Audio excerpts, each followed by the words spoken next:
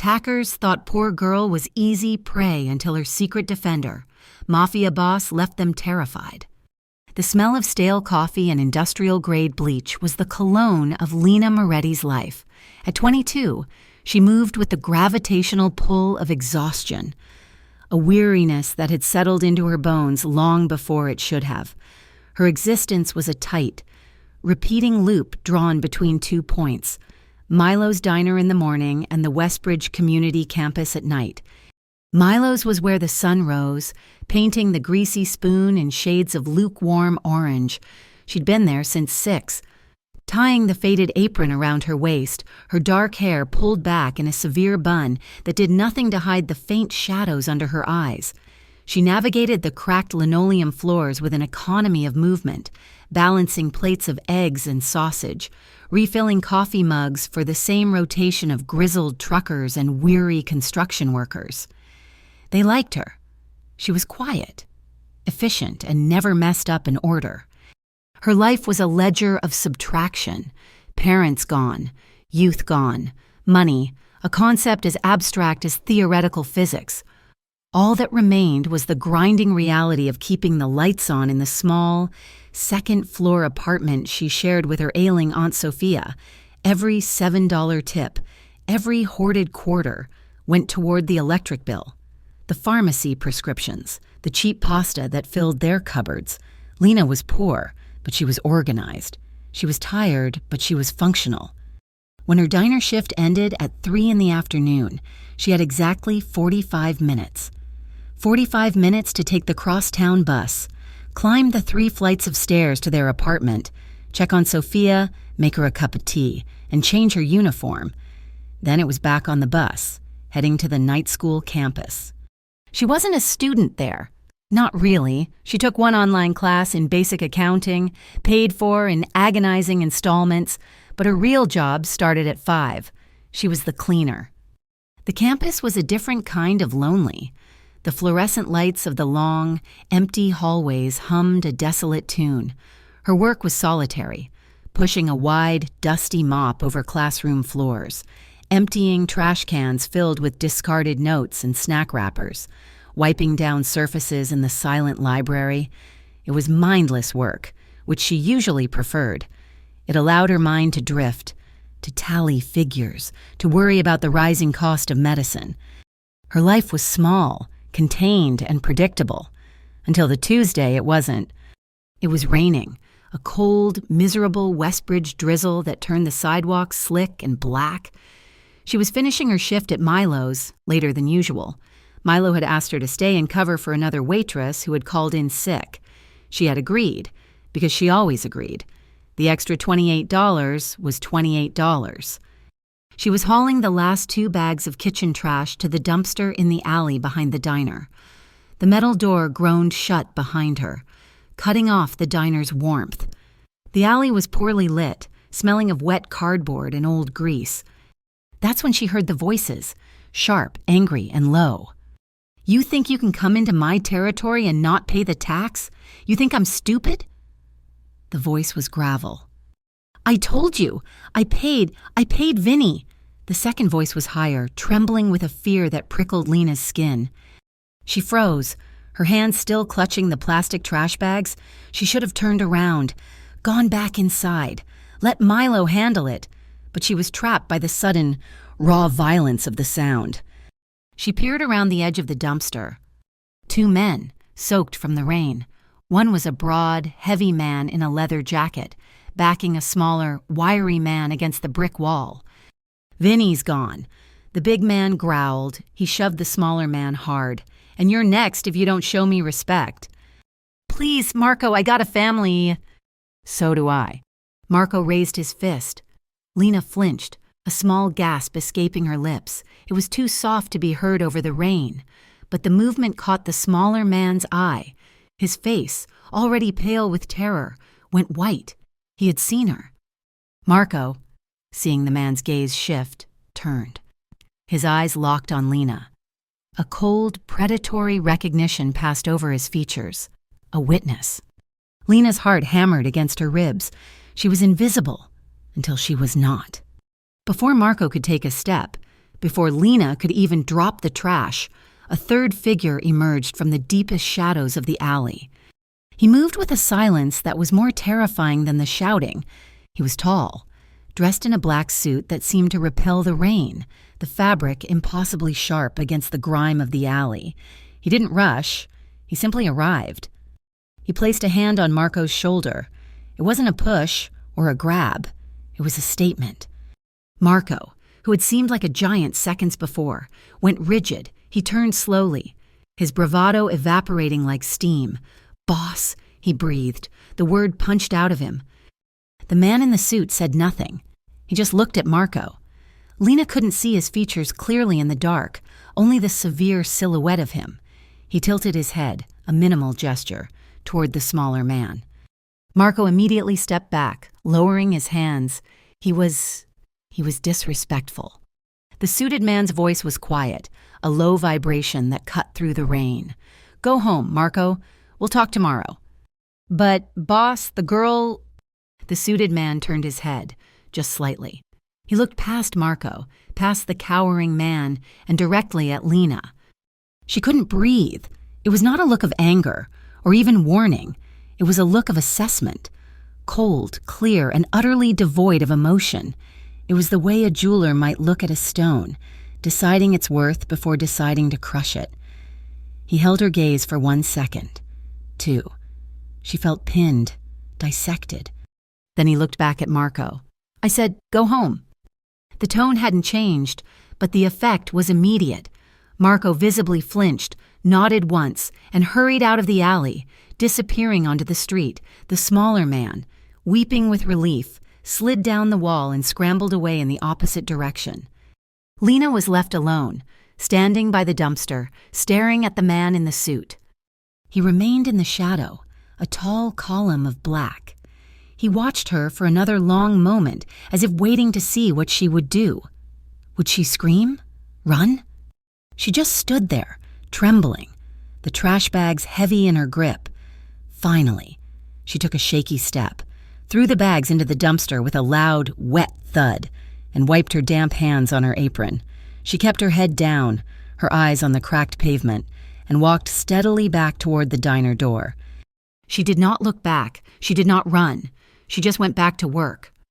From the darkened back window of a black sedan parked across the street, Dante Marzano watched her go.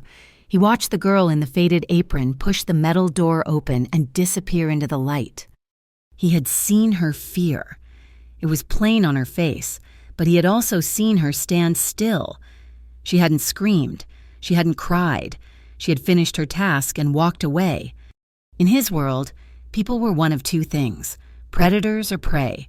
They ran, or they attacked. This girl, she had just endured. There was a purity in her terror, an unbroken quality he had not seen in a very long time. It was interesting. He picked up his phone, find out who the waitress at Milo's is, the one who just took the trash out, everything. He hung up before his driver could reply. He watched the diner, his face impassive, as the rain traced patterns on the glass. Lena scrubbed her hands at the utility sink until they were raw, but she couldn't wash the feeling of that man's gaze off her skin. Life snapped back to its routine, but the edges were frayed. Lena started walking faster. She avoided the alley even in broad daylight. The harassment began a week later. It was not the silent, assessing gaze of the man in the suit. This was loud, crude, and familiar. A group of young thugs from the South Side, boys who had aged into bitter, unemployed men, had always hung around the bus stop near the night school. They had catcalled her before, but she was adept at ignoring them. Now, it was different. "Hey, princess," one of them, a wiry man with a mean squint, called out as she passed. "Too good to talk to us?" Lena kept her eyes forward, her hand tightening on her bag strap. "Look at her!" Another one laughed, stepping into her path. "Working 2 jobs and still can't afford a decent pair of shoes."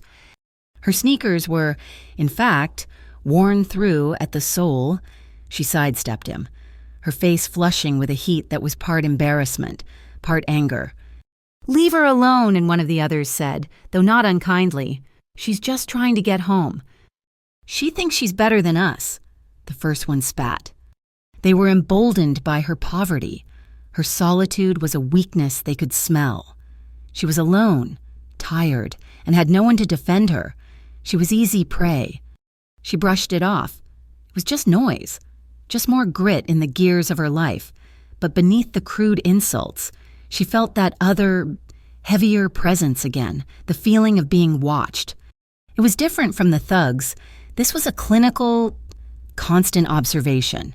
She would feel it when she was wiping down tables at Milo's, a prickle on the back of her neck that would make her turn, only to find the diner half empty. She would feel it walking from the bus stop to her apartment, the sense of a shadow moving in time with hers, always just out of sight. She told herself it was paranoia, a lingering echo of the incident in the alley.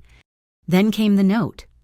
She was at the night school, finishing her rounds, her locker, a small metal cubby where she kept her cleaning supplies, and her one textbook was at the end of the deserted science wing. She spun the combination, the clicks echoing in the silence. A small piece of paper, folded in half, fell out. It wasn't hers. Her fingers trembled as she picked it up. It was cheap notebook paper, torn raggedly at the top. On it, written in thick, blocky pencil, were 2 words. Stay quiet. Her blood went cold. This wasn't the South Side thugs. Their threats were loud and public. This was silent. This was personal. This was from the alley. They knew who she was. They knew where she worked her second job. They knew which locker was hers. She crumpled the note, her heart a cold stone in her chest. She wanted to run to the police, but the thought died before it could form. What would she say? A man stopped another man from beating someone, and now someone left her a note? The police in Westbridge didn't get involved in things that were better left alone. They would call her naive, or worse. They would call them... She was truly, completely on her own. The fear followed her home, a tangible thing that sat on her shoulders. She became a creature of observation, cataloging every car that passed, every person who glanced at her twice. The South Side thugs, oblivious to the greater shadows she was hiding from, saw only her new skittishness. They saw it as sport. It happened 3 nights after the note. She had missed the 9:30 bus from the campus. The next one wasn't for an hour. Walking home would take 40 minutes, but it meant saving the $4 bus fare. Tonight. The fear of the empty street was outweighed by the sharp, immediate need for those $4. Aunt Sophia's prescription costs had gone up again. She took the shortcut, the one she had been avoiding. It was a narrow walkway between a boarded-up laundromat and a brick warehouse. It cut 10 minutes off her walk. She was halfway through when a figure stepped out from a recessed doorway, blocking the exit. It was the wiry one from the bus stop, the one with the mean squint. He was alone, and he was smiling. "Well, look who it is," he slurred. He smelled like cheap beer and cigarettes. "Little princess all alone." Lena stopped.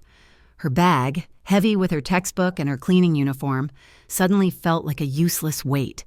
"Please, let me pass." "I don't think so." He took a step toward her. "You're always in such a hurry. Always think you're too good for us. Maybe you just need someone to teach you some manners." "I don't have any money," she said, her voice shaking but firm. "I'm not looking for money." He lunged. Lena cried out, stumbling back against the brick wall. He grabbed the front of her jacket, his other hand fumbling for her arm. The rough bricks scraped her back. Panic, cold and absolute, flooded her system. "Get off me!" she yelled, pushing at his chest. He laughed, a low, ugly sound. "Feisty, I like..." He never finished the sentence. A shadow detached itself from the deeper darkness of the alley entrance. It moved with an impossible, fluid speed. Lena didn't even see the first blow. She only heard it, a sickening, wet thwack, like a butcher striking meat. The thug's grip on her jacket vanished. His eyes went wide, not with pain, but with pure animal shock. A dark shape, a man dressed entirely in black, had him by the throat, pinning him to the wall. The thug tried to make a sound, but the grip was too tight. The unseen man drove a fist into the thug's stomach. The air left his lungs in a silent explosion. The man hit him again, a brutal, efficient strike to the side of the head.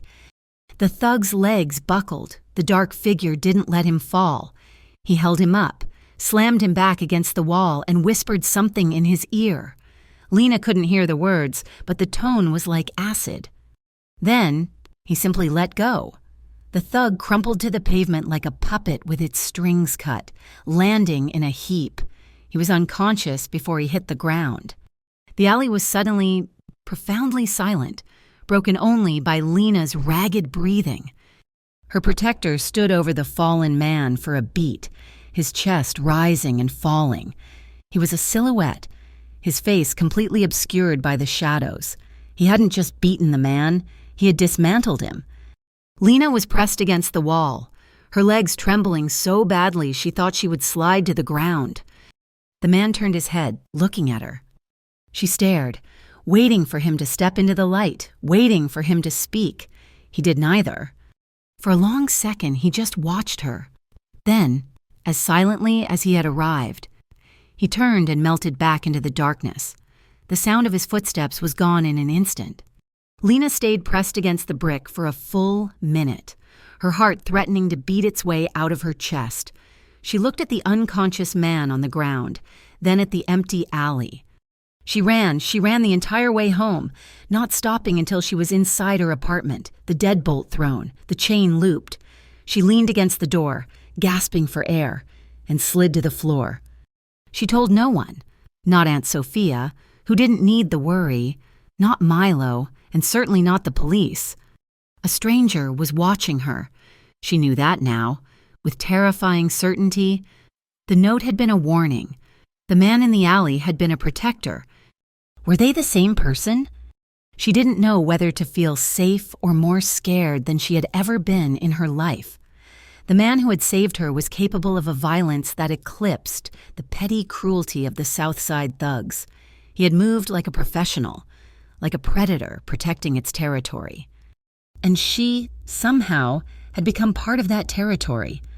2 days passed. The neighborhood was quiet. The South Side thugs were conspicuously absent from the bus stop. Lena felt the ghost of the watcher everywhere, but she saw no one. Then he walked into the diner. It was a Wednesday, 3 p.m, the dead hour between lunch and dinner. She was wiping down the counter when the bell above the door chimed. She looked up, and her hand stilled on the damp rag. It was the man from the alley. Not the protector. The other one, the one from the rainy night, the one in the expensive suit. Wait. She paused, her memory scrambling. The light in the alley had been so bad. The protector had been dressed in dark clothes. Had it been him? No. This man was different. He was clean. The man in the alley had been raw force. This man was pure control.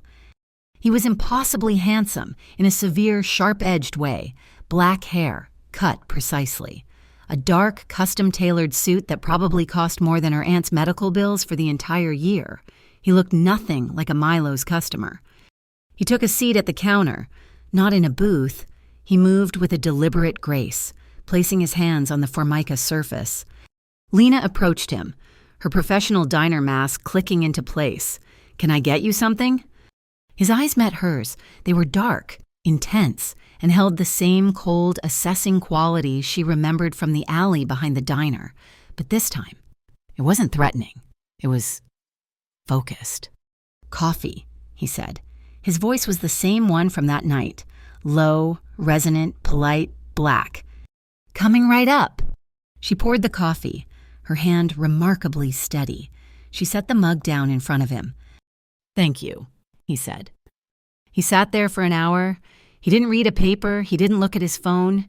He just drank his coffee and watched the diner. He watched her. Lena tried to ignore it. She refilled the salt shakers. She restocked the napkins. She took an order from the only other table, a pair of teenagers splitting fries, but she felt his gaze on her back, on her hands, on her profile. He was not watching her like the thugs did, with hunger and contempt.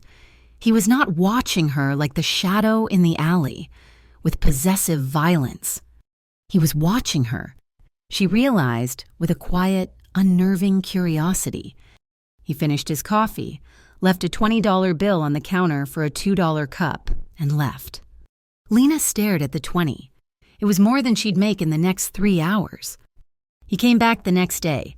Same time, same order, black coffee. He sat at the counter, reserved and silent. This time, she saw him watching her interact with Mr. Henderson, an elderly regular whose hands shook so badly he often spilled his soup. Lena always took a few extra minutes with him, patiently cutting his toast, sliding the bowl closer. She felt the man's gaze on her as she did it. When she turned back, his expression was unreadable, but his eyes were fixed on her. He left another 20. The third time he came in, it was late, 9 at night, just before closing. The diner was empty. Working late, he observed. It wasn't a question. Closing shift, Lena replied, wiping down the steel espresso machine. You look tired, he said. It was so direct, so personal. It startled her. She stopped wiping. It's been a long day. You have 2 jobs. The blood drained from her face. She turned to face him fully. He was leaning forward slightly, his dark eyes holding hers. He knew. How do you know that? I know you work here, he said, his voice calm, and I know you clean the halls at the Westbridge campus. This was not the friendly interest of a customer. This was the cold knowledge of the note leaver. This was the man who had ordered Marco home. This was the watcher. Who are you? She whispered, clutching the rag. My name is Dante. He said it simply, as if it should mean nothing. I've been, concerned about you. Concerned? The word felt ridiculous. Was it you, in the alley, the note? Dante's face gave nothing away. He sipped his coffee. You should be more careful. Lena. He knew her name. She backed away, hitting the counter. Stay away from me. I have been, he said, a flicker of something. Was it humor in his eyes? But you keep finding trouble. He placed a $30 tip on the counter and stood up. He was taller than she'd realized, and his presence seemed to suck the air out of the small diner. Good night, Lena. He left. She was shaking so badly she had to sit down. She didn't see him for the rest of the week, but the feeling of being watched intensified. It was no longer a question. It was a fact. His name was Dante. The man who had saved her in the alley, she was now almost certain, was not him. It was someone who worked for him. Dante was the man who pulled the strings, the man who watched from the sedan, the man who knew her name and her schedule. The next Monday night, she was walking home from the campus. The street was empty, the fog rolling in thick off the river, muffling the sound of the distant highway. She heard the footsteps. Not the sloppy, uneven steps of the thug, not the ghostly silence of her protector. These were heavy, measured, confident footsteps, the footsteps of a man who owned the ground he walked on, the footsteps of the man in the suit. She walked faster, her heart pounding a frantic rhythm against her ribs. The footsteps sped up, matching her pace exactly. She was 2 blocks from her apartment. The streetlights were halos in the fog. She stopped, turning around, her breath catching in her throat. She was ready to scream, to run, to throw her heavy bag. He was there, standing about 20 feet away, just at the edge of the streetlight's glow. It was him, Dante. He wasn't hiding. He wasn't in a car. He was on her street, in the fog, and he had been following her.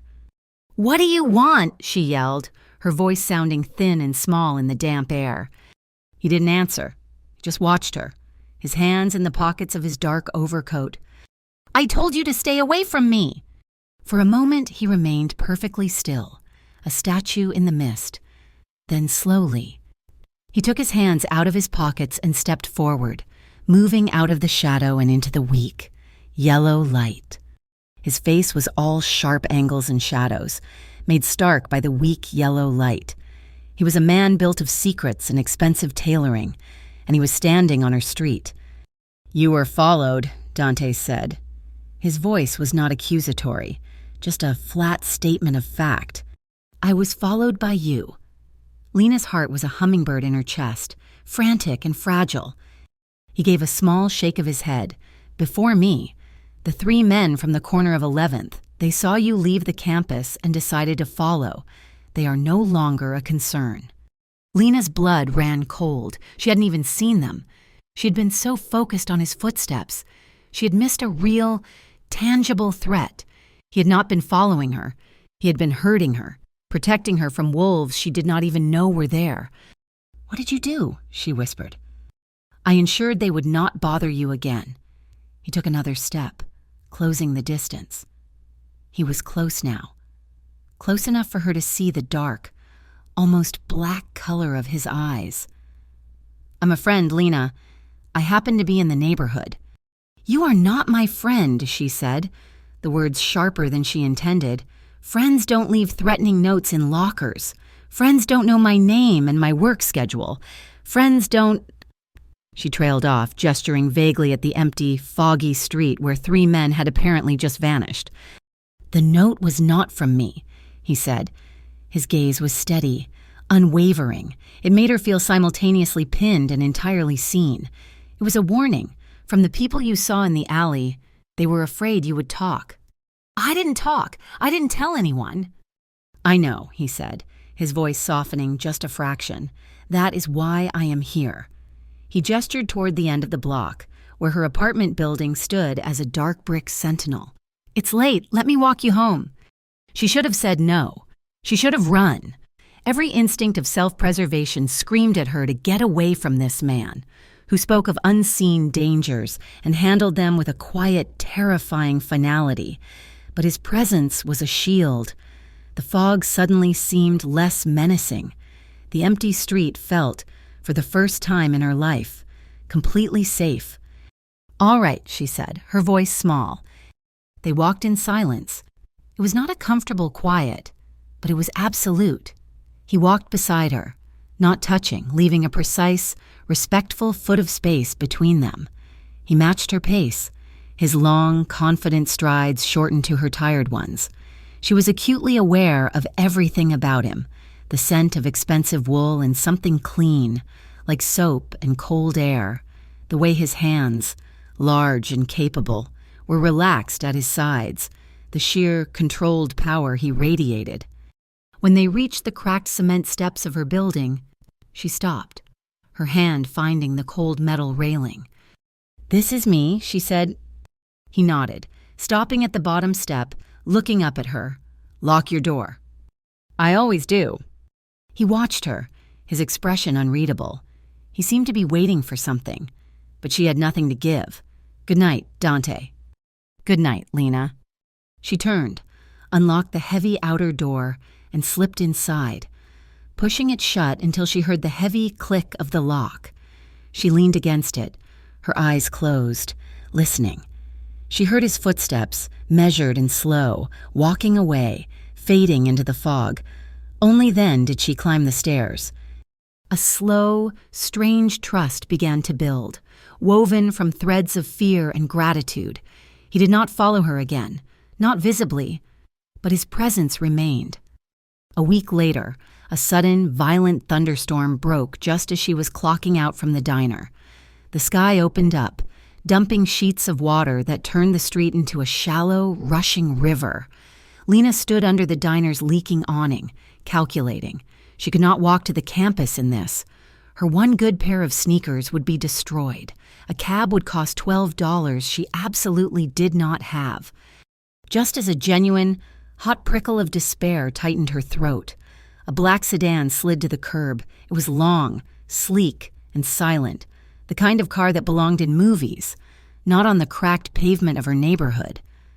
The back window lowered, revealing a man in a driver's cap. "Miss Moretti?" he asked, his voice polite. Lena froze. "Mister, Dante sent me. He was concerned about the weather. I am to take you to your other job." She stared at the open door, at the plush, dry leather interior. It was a kidnapping. It had to be. But the driver looked bored, professional. And Dante hadn't hurt her. He had protected her. I can't, she said, clutching her bag. Mister, Dante was very insistent you not walk in the rain. Miss. The wind gusted, driving a cold sheet of water under the awning, soaking her jeans in an instant. She shivered. It was either this or lose a night's pay. Okay, she breathed. She got into the car, the door closed with a heavy, expensive thump, sealing out the world. The ride was silent. The driver did not speak. He drove smoothly, navigating the flooded streets with ease. In less than 10 minutes, he pulled up directly in front of the campus entrance. Thank you, she said, her voice barely audible. Have a good evening, miss. She got out and the car pulled away, disappearing into the storm.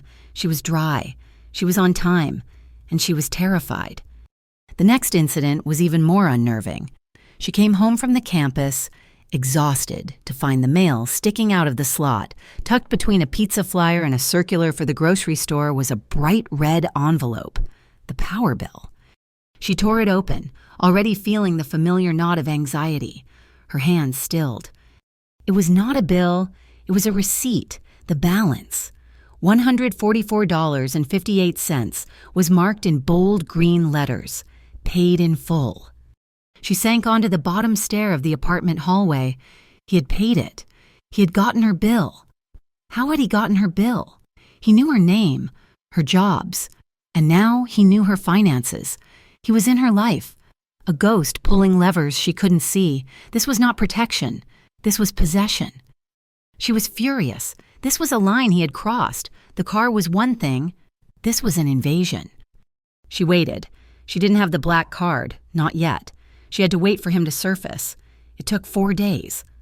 She was leaving Milo's, the afternoon sun a weak, watery yellow. She saw it parked across the street, 2 blocks down, the black sedan. It was waiting. She didn't hesitate. She marched across the street, ignoring the blare of a taxi horn, and walked straight up to the car. She could see his silhouette in the back, through the heavily tinted glass. She knocked on the window, hard. The window slid down. Dante was sitting inside, not in a suit this time, but a dark gray cashmere sweater that made him look softer, but no less imposing. He was reading a file. He looked up, his expression calm, as if he had been expecting her. Lena?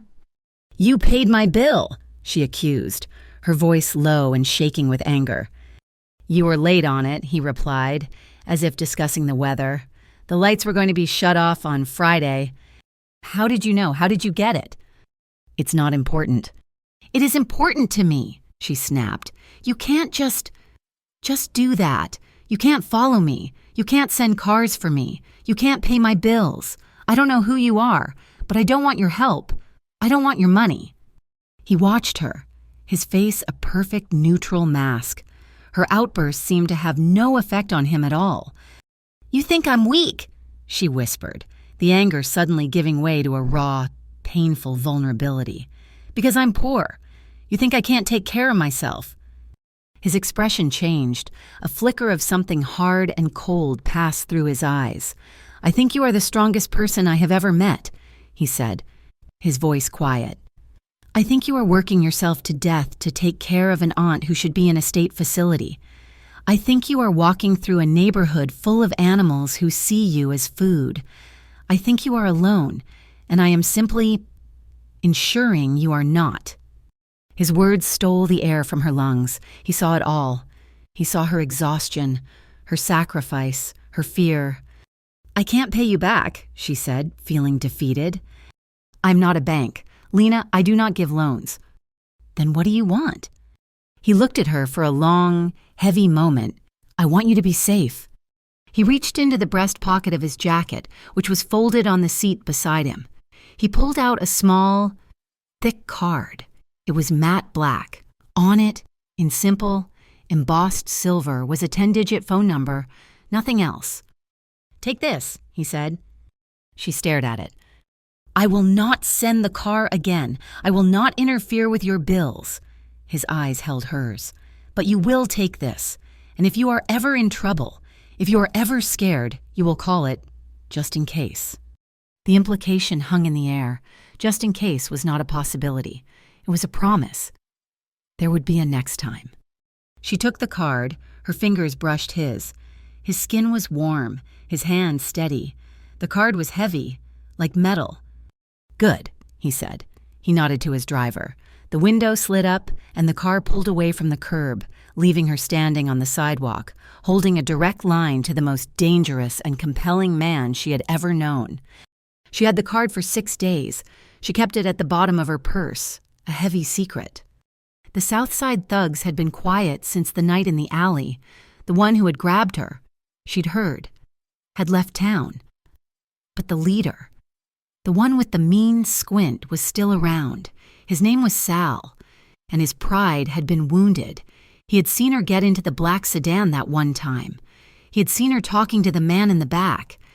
He thought he understood. He thought she was a high-priced call girl, that she had a rich, dangerous boyfriend, and he thought he could use that. She was walking from the bus stop to the night school. It was dusk, that gray, colorless time when the shadows grow teeth. Sal and one of his friends stepped out from between 2 buildings. "Well, well," Sal sneered. He looked different. His eyes were wide, wired on something more than just bravado. "Little princess is too good for us now, huh? Got a fancy man in a fancy car." Lena's hand instinctively went to her purse, to the card. "Leave me alone, Sal." I don't think so." He was enjoying this. "I think your rich boyfriend owes us. For the trouble. For my friend's medical bills. You're gonna pay. I don't have any money. You're gonna get it." He grabbed her. It was fast. He yanked her by the arm, pulling her off the sidewalk and into the narrow gap between the buildings. Her bag fell to the ground. She screamed, a short, sharp sound, but he clamped a filthy hand over her mouth. "You shout again and I'll cut you," he hissed, pressing something cold and sharp against her throat, a knife. Panic, absolute and suffocating, seized her. This was not the clumsy drunk in the alley. This was different. This was real. His friend laughed, a high, nervous giggle. Before Lena could even struggle, a voice came from the mouth of the alley, a low, calm, chillingly familiar voice. "I believe," Dante Marzano said, "that she asked you to leave her alone." Lena's heart stopped. Sal spun around, dragging her with him, the knife still at her throat. "Who the hell are you? This ain't your business." Dante stood at the entrance to the alley, a tall silhouette against the fading light. He was in a suit. He looked, impossibly, as if he had just stepped out of a business meeting. He didn't look at Sal. He looked at Lena. He looked at the hand over her mouth and the knife at her throat. His face, which had been so calm, changed. It was like watching a placid lake freeze over in a second. The coldness she had seen before was nothing compared to the Arctic rage that now settled in his eyes. "You have," he said, his voice dropping to a deadly whisper. 3 seconds to take your hands off her." "Or what?" Sal laughed, emboldened by his own stupidity. "You and what army?" Dante didn't answer. From the darkness behind Sal and his friend, a second figure emerged. Lena hadn't even heard him. It was the man from the first alley, the true protector. The shadow. Sal's friend saw him first. His eyes went wide. "Sal." But it was too late. The shadow moved. It was a blur of black. There was the sound of a sharp crack, and the friend dropped. Unconscious, Sal, still holding Lena, tried to turn. The shadow was on him. He grabbed Sal's wrist, the one holding the knife. There was a wet, sickening snap. Sal screamed, a high, thin sound as the knife clattered to the pavement. The shadow's other hand grabbed Sal by the hair, slamming his face into the brick wall. Once. Twice. Lena was released, stumbling back. She watched in frozen horror. The shadow was operating with a brutal, terrifying efficiency. He was not just subduing Sal, he was breaking him. "That's enough," Dante's voice commanded from the alley entrance. The shadow stopped, his hands still tangled in Sal's hair. He was breathing heavily. He shoved Sal to his knees. Sal was sobbing, blood pouring from his broken nose, his arm hanging at an impossible angle. Dante walked forward, his expensive shoes silent on the grimy pavement. He stopped in front of the kneeling, weeping man. He looked at Sal with an expression of pure, unfiltered disgust. "You put a knife to her throat," Dante said. "I'm sorry, man, I'm sorry." Sal cried, I didn't know she was yours." "She is not mine," Dante said, his voice dangerously soft. "She is hers, and you are a maggot who touches things that are not for you." Dante looked at his man. "Make sure he never forgets. Make sure this neighborhood knows what happens when they frighten her." "Boss," the shadow said. It was the first time she had heard him speak. His voice was gravel. Dante turned to Lena. She was backed against the wall, her hand over her mouth, her eyes wide with terror. He saw her shaking. His face, so hard and cold, softened with a flicker of regret. He shrugged off his suit jacket and stepped toward her. "Lena?" She flinched. He stopped, the jacket held out. "You're safe. It's over." She stared at him, then at the man holding Sal, then at the unconscious body on the ground. This was his world. This was the man who had been paying her bills. "He's the one," she whispered. "The one from the first alley. He works for you." "Yes," Dante said. They're... She couldn't say it. "They will live," Dante said, "but they will not trouble you again. No one will." News of what happened to Sal spread through Westbridge like a sickness. He wasn't just beaten, he was dismantled. A broken arm, a shattered orbital bone, 3 ribs cracked. The police report called it gang-related. A convenient file and forget. The South Side thugs vanished. The block around her apartment, the walk to the campus, the streets around Milo's, they became quiet. People gave her a wide berth. They looked at her with a new, strange mixture of fear and respect. Lena was terrified. She was confused. She was the epicenter of a violence she wanted no part of, all orchestrated by a man who looked at her with such gentle, proprietary concern. He came to her 2 nights later. She was in her apartment, Aunt Sophia asleep in the other room. There was a knock, not loud but firm. She knew it was him. She opened the door. Dante stood in the dim, flickering hallway of her building. He looked out of place, a king in a slum. "Can I come in?" he asked. She stepped aside. He entered her small, clean living room. He looked around, taking in the threadbare sofa, the secondhand bookshelf, the framed picture of her parents on the small table. "You're scaring me," she said, her voice small. He turned to her. "That is the last thing I have ever wanted to do." "Oh, what is going on?" she demanded, her fear finally giving way to a desperate need for the truth. The alley, the note, the money. The men in the alley. "Who are you?" He was silent for a moment, as if deciding. "My name," he said, "is Dante Marzano." The name hit her like a physical blow. Marzano. She had heard that name her whole life. Whispered. The Marzano family. They were Westbridge. They owned the unions, the shipping, the dark, unseen underbelly of the city. They were the Mafia. She stumbled back, sitting on the arm of the sofa. Oh my God. It all made sense. The cold assessment in the diner alley, the instant obedience of the man named Marco, the professional violence, the unlimited, untraceable money. You're him." "I am," he said. "And you've been watching me. Why? Because I saw you? Because you thought I'd talk?" "I knew you wouldn't talk," he said. He took a step closer. "I've been watching you because, in a world of liars and thieves, you are the only true thing I have ever seen. I've been watching you to protect you." He was close now. She could feel the heat radiating from him. He was no longer just a handsome, mysterious man. He was a source of immense danger, a predator. "They look at you," he said, his voice a low, intense rumble. "And they see a poor girl. They see someone easy to hurt, easy to frighten. They think you're alone." He reached out, not to grab her, but to gently touch a strand of hair that had fallen from her bun.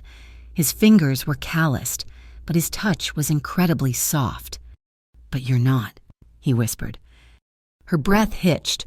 She was trapped Trapped by his confession, by his power, by the terrifying, overwhelming sense of safety she felt standing in his presence.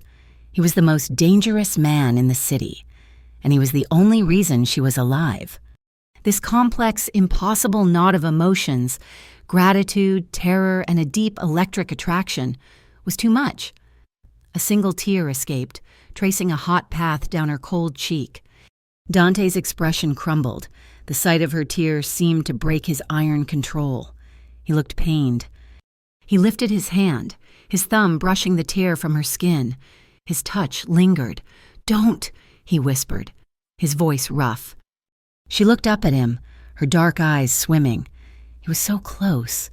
She could see the conflict in his face, the battle between his violent nature and this new, strange tenderness he reserved only for her.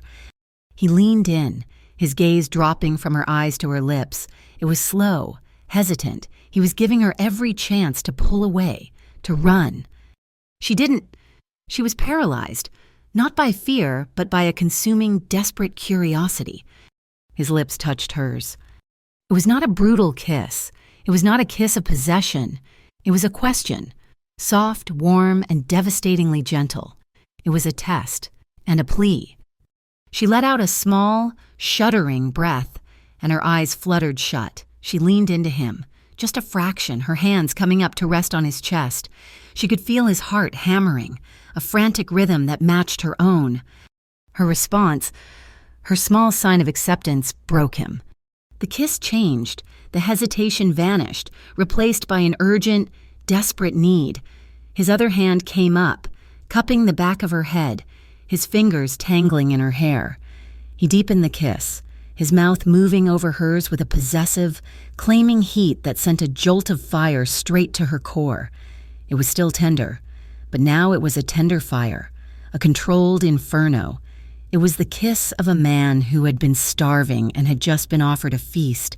He tasted of coffee and power and a loneliness that matched her own.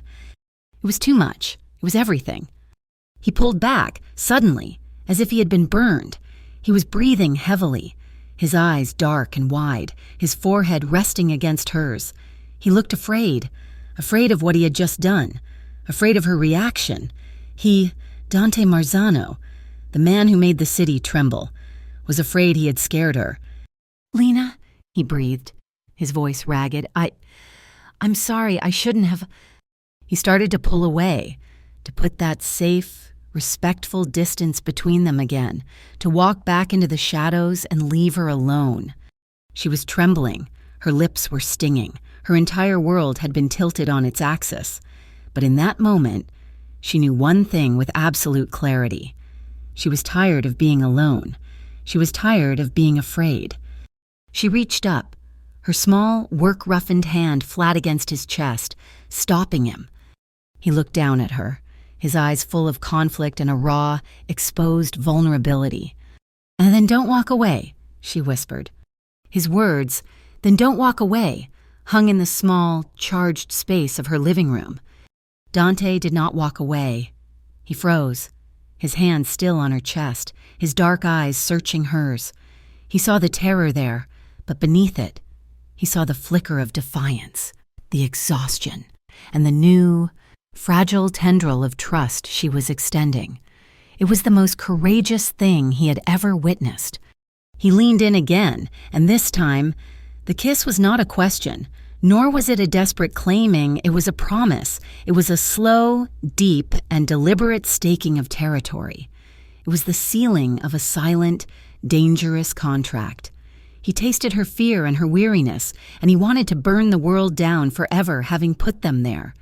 When he finally pulled back, he rested his forehead against hers. His eyes closed for a single second, a king surrendering his fortress. Lena's world was a canvas painted in shades of gray, the gray of the pavement, the gray of her exhaustion, the gray of her future. Dante Marzano had just thrown a bucket of violent, brilliant red paint across it. Her emotions were in turmoil. The following day, she walked through her shift at Milo's in a daze, the clatter of plates, the smell of burnt toast, the drone of the lunchtime conversation. It all seemed muffled, as if she were hearing it from underwater. She was falling for the one man in Westbridge everyone knew to fear. Her mind was at war. The man who had gently kissed her in her living room, the man whose hands had been surprisingly warm against her skin, was the same man who commanded shadows to break bones. He was the Marzano. The whispers she had heard all her life finally had a face. They said he was ruthless, cold, that he had taken over the family business with a bloodless efficiency that was more terrifying than open war. But he had never hurt her. He had saved her. He had paid her electric bill. He had looked at her, not as prey, but as something precious. The cognitive dissonance was a physical ache behind her eyes. How could the devil have the eyes of a guardian? They began to see each other in secret. It was the only way.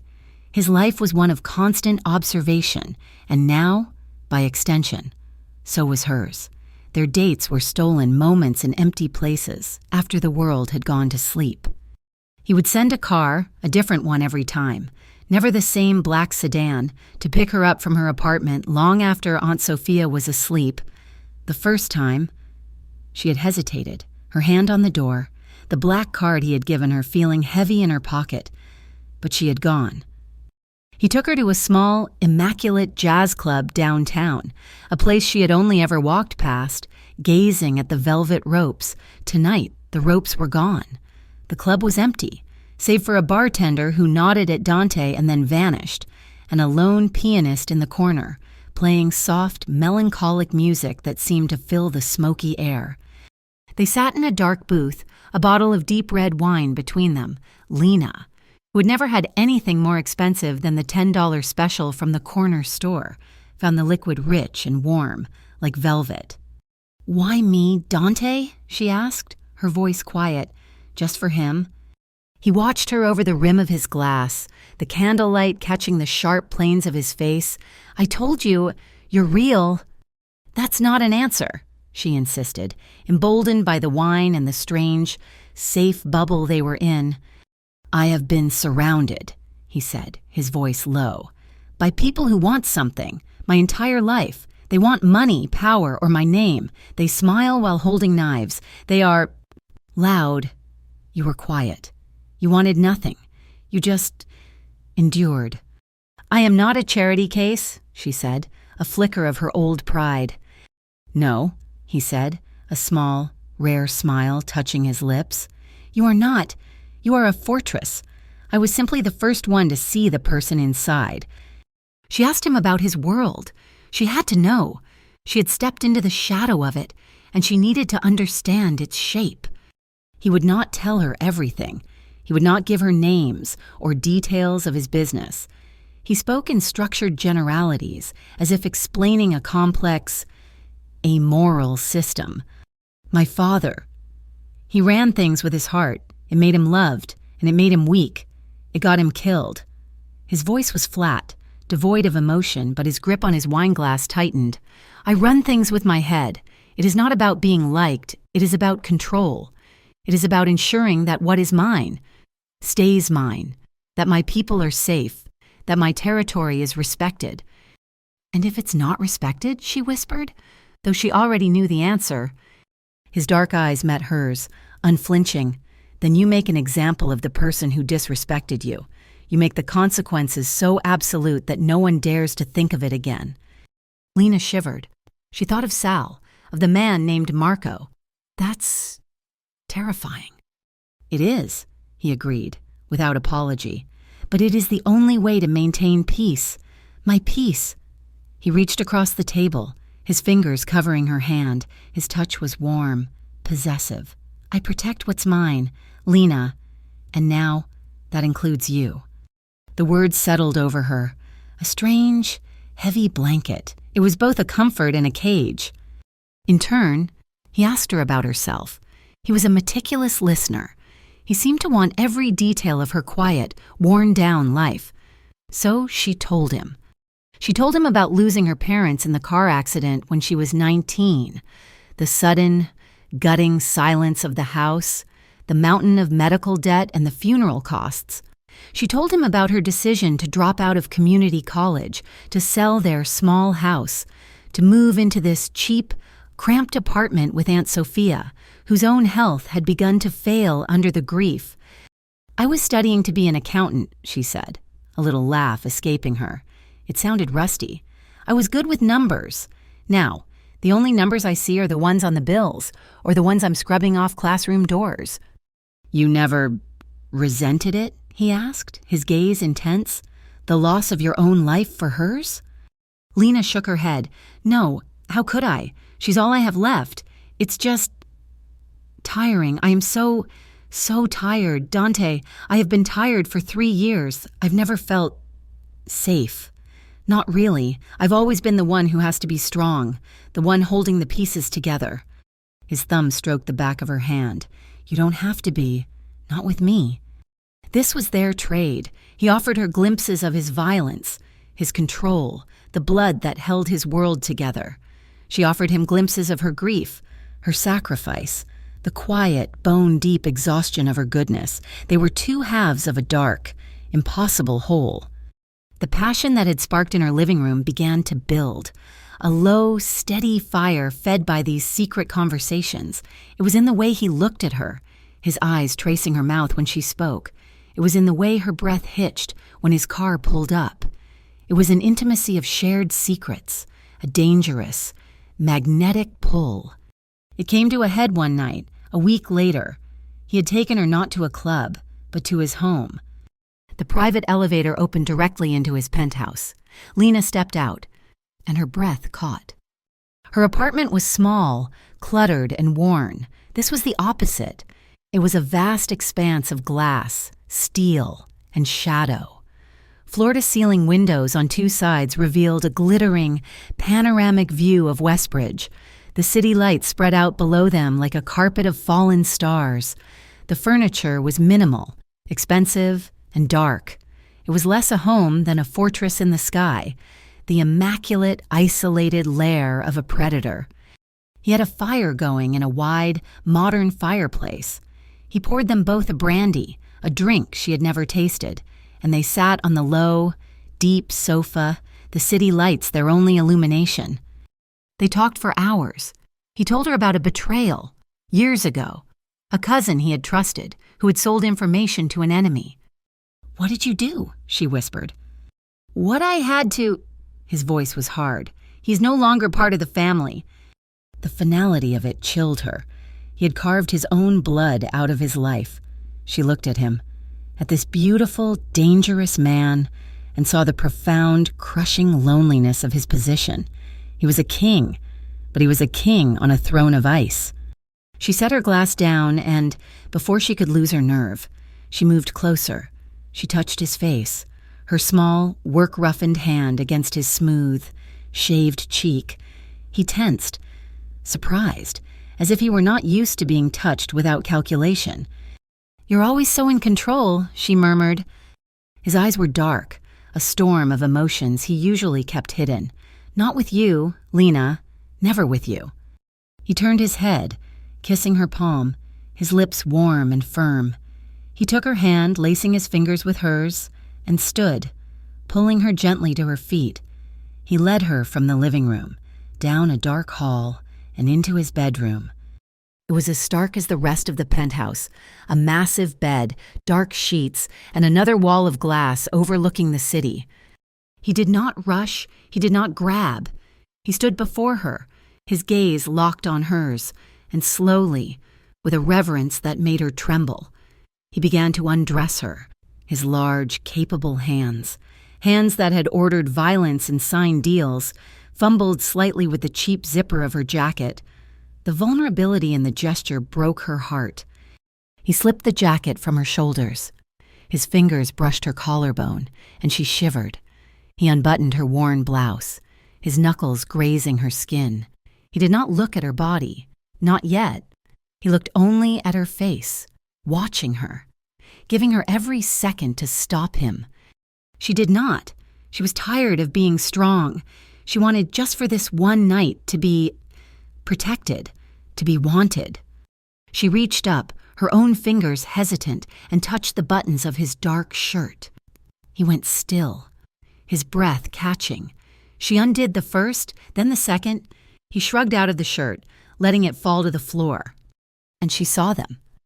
The candlelight from the hall, mixing with the city glow, illuminated the landscape of his skin.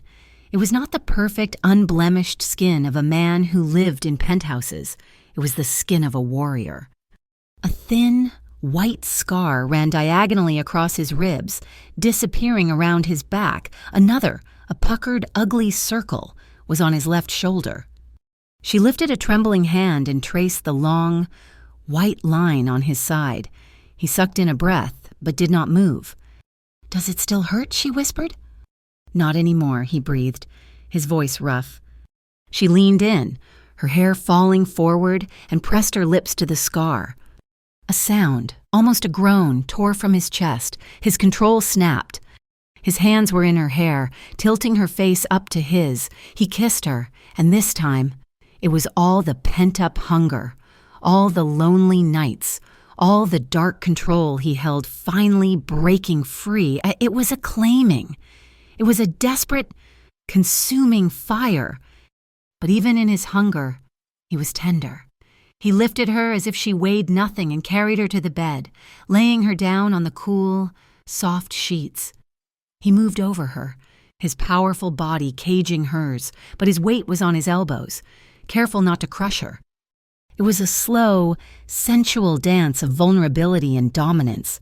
His hands, calloused and rough, moved over her skin, learning the shape of her, from her tired shoulders to the curve of her hip.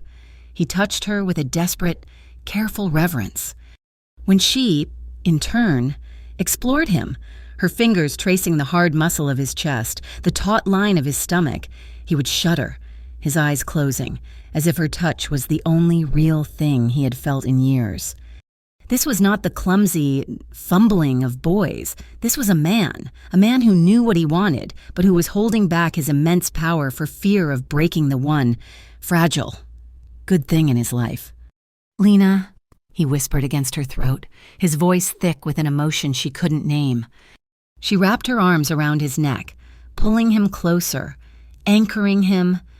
In that moment, she was not the poor girl from the diner. She was his equal. She was his harbor. When they finally came together, it was a quiet, desperate collision. It was not a taking, but a union. It was a fusion of his darkness and her light, a silent, binding oath made of skin and shadow and shared breath. She felt him, all of him, his power, his control, and the deep, aching vulnerability he showed only to her. And for the first time in her life, lying in the arms of the most dangerous man in Westbridge, Lena Moretti felt completely, utterly, and profoundly safe. She woke up in the dark, tangled in the sheets. His arm thrown possessively over her waist, his chest rose and fell in a steady, even rhythm beneath her ear. He was asleep. She wondered if he ever truly slept, or if this, too, was a sign of the trust he had placed in her. The next few weeks were a dream, a dangerous, secret, beautiful dream. She kept her jobs, a link to the real world, to the woman she had been, but her nights belonged to Dante. Then the dream began to fray. She started getting followed again. It was different this time. Not the crude, loud harassment of Sal and his crew, not the invisible, protective shadow of Dante's man, Luca. This was professional. It was a nondescript brown sedan that she saw parked 2 blocks from Milo's, there when she arrived and there when she left. It was a man in a gray hat reading a newspaper at the campus library, who was there every night for 3 nights and who never seemed to turn a page. They were not threatening. They were just watching, cataloging. She told Dante, her voice tight with a fear she thought she had forgotten. He did not dismiss her. He went perfectly still. The tenderness in his eyes, the look he reserved only for her, was instantly replaced by the cold, flat gaze of the boss. He made 1 call. He spoke in Italian. His voice sharp and low, he hung up. "You were right," he said, his face granite. "They're not mine. Who are they?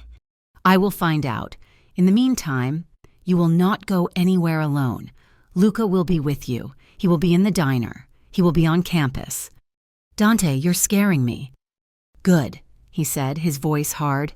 Be scared. Stay alert. Do not deviate from your routine, but do not be alone. Not for 1 second. His protection, once a silent comfort, now felt like a very real cage. Luca was a ghost in a worn jacket, always at a table in the corner, always down the hall, his eyes constantly moving. The answer came 2 days later. Dante was waiting for her at the penthouse. He was standing at the window, staring down at the city, a glass of brandy in his hand. He did not turn when she entered. It's the Renzis, he said. The name meant nothing to her. Who are the Renzis? An enemy family, he said, turning. His face was a cold mask of controlled fury. Scavengers. Rats. They have been trying to find a way into my territory for a year. They look for weakness. They look for leverage. He walked to her, his eyes dark with a new, terrible fear. It was not fear for himself. It was fear for her. I just gave them one, he said, his voice rough. They've caught wind of you. Lena, they know you are. With me. The blood drained from her face. This was it. The consequence. The price for feeling safe. What will they do? They will try to use you, he said, to get to me, to hurt me. Lena's old, familiar panic surged, cold and acidic. This was not Sal. This was not a street thug. This was him. This was his world. I have to go, she said, stumbling back. Dante, I have to leave. I'll go. I'll go to my aunt's sister in Ohio. I'll take Sophia. You can't. I can't be the reason they hurt you. She was babbling, her hands shaking, her mind already packing, running. It was her only defense. No. He grabbed her arm. His grip was not gentle. It was iron. You will not run. I'll be putting you in danger. I'll be putting my aunt in danger. Listen to me, he commanded, his voice sharp, cutting through her panic. He held her by the shoulders, forcing her to look at him. If you run, you prove you are a weakness. You prove you are leverage. They will hunt you, Lena, and they will find you. And I will not be there to stop them. She stared at him, tears welling in her eyes. Then what do I do? What do we do? You stay, he said. You stay with me. Here, in this penthouse. It is the safest place in the city. My men are on every floor. The elevator requires my print. There are no windows that open. You will not leave this building. Not until this is settled. It was a prison. A beautiful, glass prison, 30 stories in the sky. I can't. My job's, my aunt. I will handle your aunt, he said. I will move her to a private care facility. The best. She will have doctors, nurses, 24 hours a day. She will be safer than she has ever been. Milo will be told you have a family emergency. It will all be handled. You just have to stay. She looked at his face, at the deadly seriousness, the cold, calculated planning. This was his world, and she had no choice but to enter it completely. Okay, she whispered. It was done in hours. A private, unmarked ambulance for Aunt Sophia, a quiet, generous severance for Milo. Her old life, the one of exhaustion and stale coffee, and was erased in an afternoon. Luca, his silent, gravel-voiced shadow, drove her to the penthouse, her one small, worn bag in the trunk. This time, they did not use the street entrance. They drove into a subterranean concrete garage. Dante was waiting for them when the private elevator doors opened into the lobby. The relief on his face when he saw her was so profound. It stole her breath. He stepped forward, pulling her into his arms, burying his face in her hair. You're safe, he murmured, his voice thick.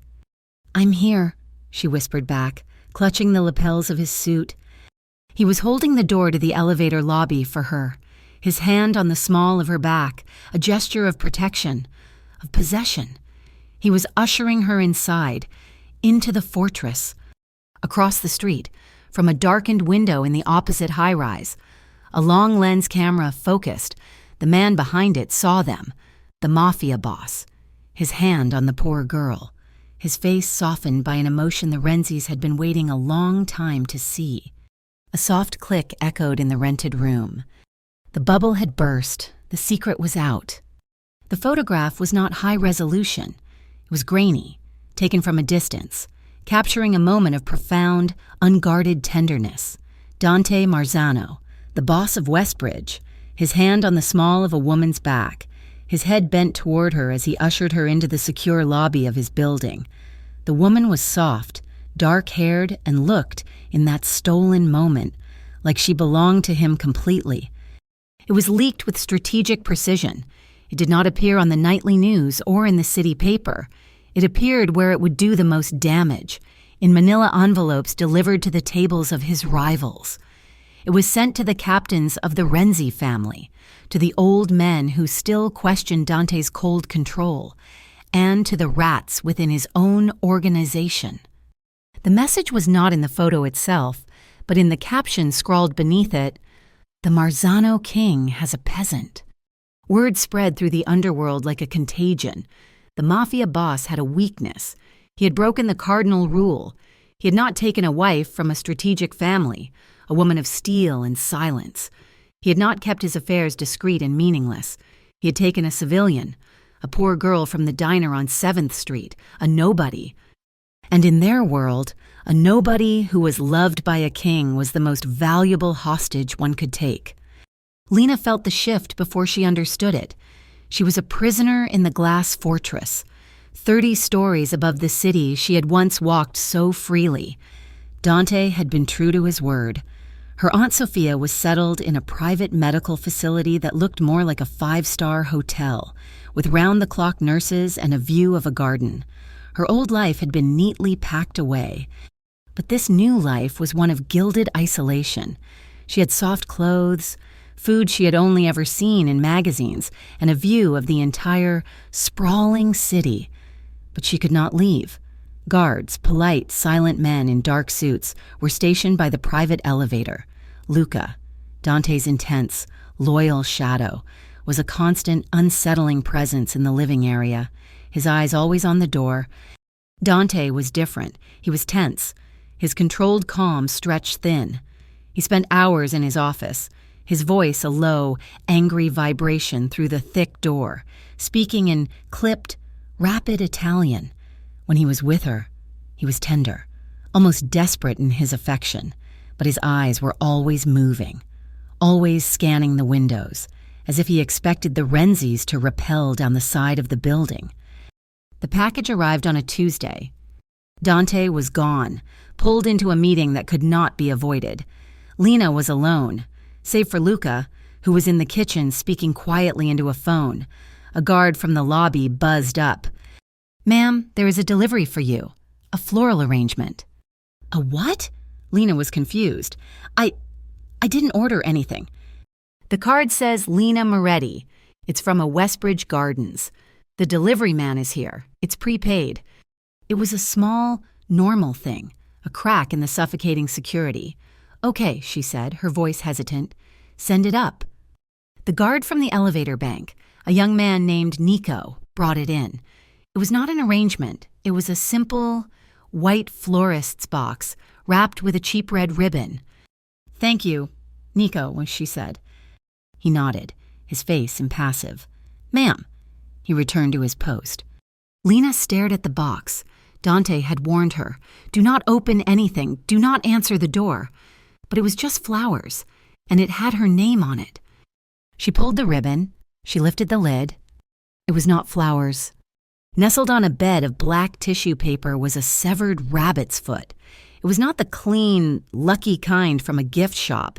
It was raw, bloody, and swarming with flies that had been trapped inside. Lena recoiled, a scream trapped in her throat. She slammed the lid back on, her hands shaking violently. Taped to the inside of the lid was a small, folded note.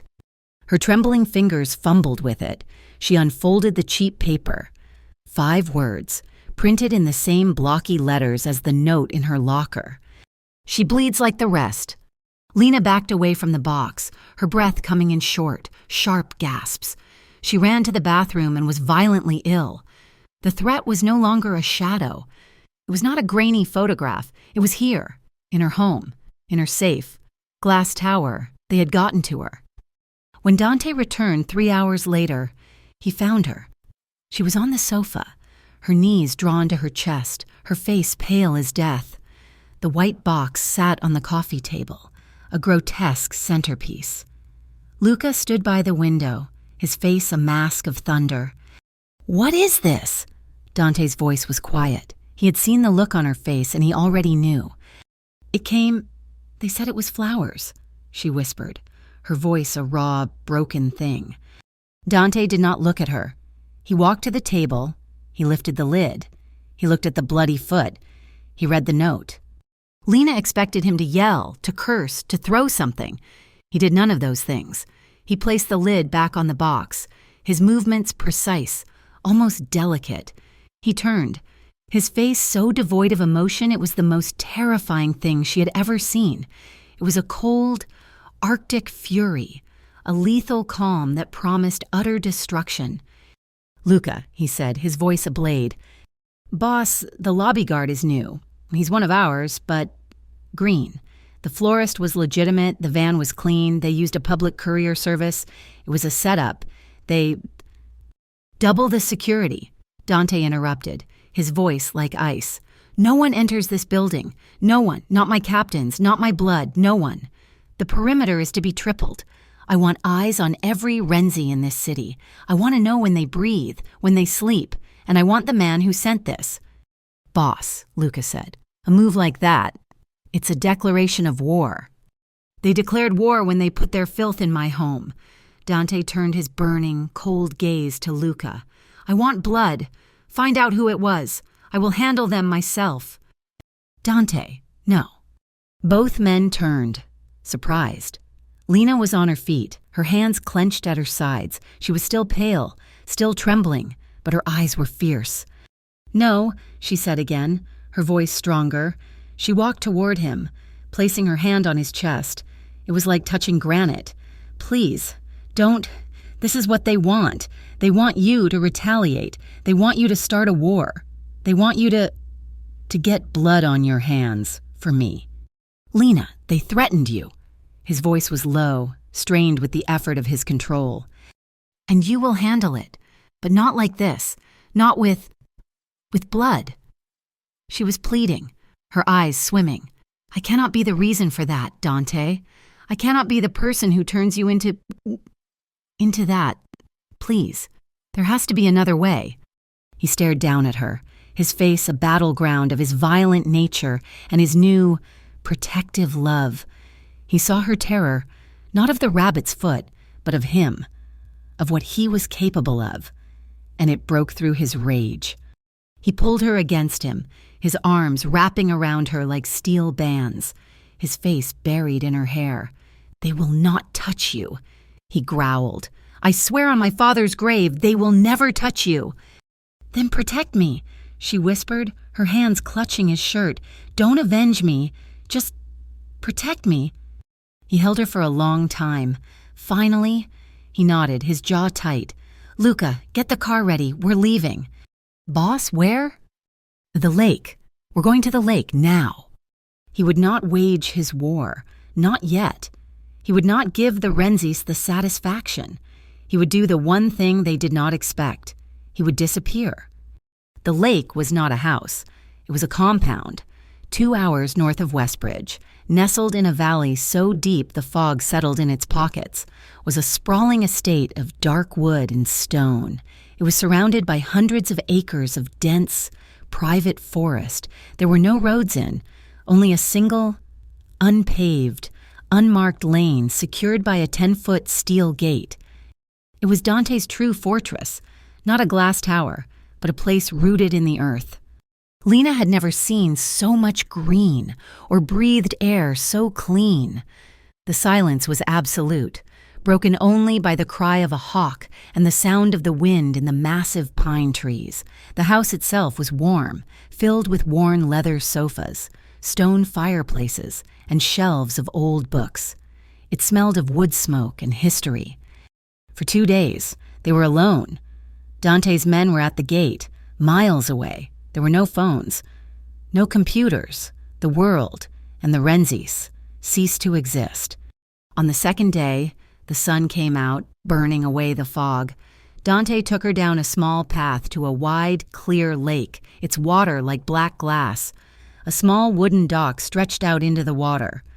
Lena, who had been suffocating in the penthouse, felt a sudden, giddy rush of freedom. She slipped off her shoes, her bare feet sinking into the soft, cool moss at the water's edge. "It's beautiful," she breathed. Dante stood back, his hands in the pockets of his jeans. He had shed his suit, and with it, he seemed to have shed the armor of the boss. He looked younger, softer. Lena turned, a real, unburdened smile touching her lips. The sound of a bird, a strange, looping melody, echoed across the water. She laughed, a sound she had not made in months, and on impulse, she began to dance. It was not a performance, it was a release. She spun on the moss, her arms outstretched, her head tilted back to the sun. She was just a girl who had forgotten what it felt to be young, to be safe, to be free. Dante watched her, his heart aching in his chest. He watched this small, strong, beautiful woman who had endured so much find a moment of pure, unadulterated joy in his sanctuary. He felt a surge of wonder, a profound, protective instinct that had nothing to do with violence and everything to do with this. This was what he was protecting. Her light, her goodness. She spun to a stop, laughing and dizzy, and found him watching her. The look on his face, a raw, unguarded tenderness, made her breath catch. She walked to him, her smile soft. "What?" "Nothing," he said, his voice rough. He reached out, his thumb tracing her cheekbone. "You're beautiful." That night, the temporary peace and the lingering fear of the outside world collided. The fire crackled in the massive stone fireplace of the bedroom. The wind howled outside, a wild, lonely sound. He came to her as she stood by the window, watching the moon on the lake. He did not speak. He simply turned her to face him, his hands cupping her face, and kissed her. It was different from their first kisses. It was not discovery. It was not even the hungry passion of the penthouse. This was something else. It was desperate. It was acclaiming. His mouth moved over hers with an urgency that bordered on anguish, as if he were trying to memorize the feel of her. He kissed her until her lips were bruised, until her head was spinning, until the only reality was him. He lifted her, his arms like steel bands, and carried her to the bed, never breaking the kiss. He laid her down on the thick furs, his body covering hers, a shield against the world. "Dante," she breathed, her fingers tangling in his hair, pulling him closer. His hands were everywhere, but not in a rush. They were meticulous. They moved over her body, over her clothes, as if he were trying to imprint the very shape of her onto his skin. He pushed aside the soft wool of her sweater, his lips finding the skin of her throat, her collarbone. She arched into him, a small sound of pure need escaping her. This was not just desire. This was an exorcism. He was driving out the fear.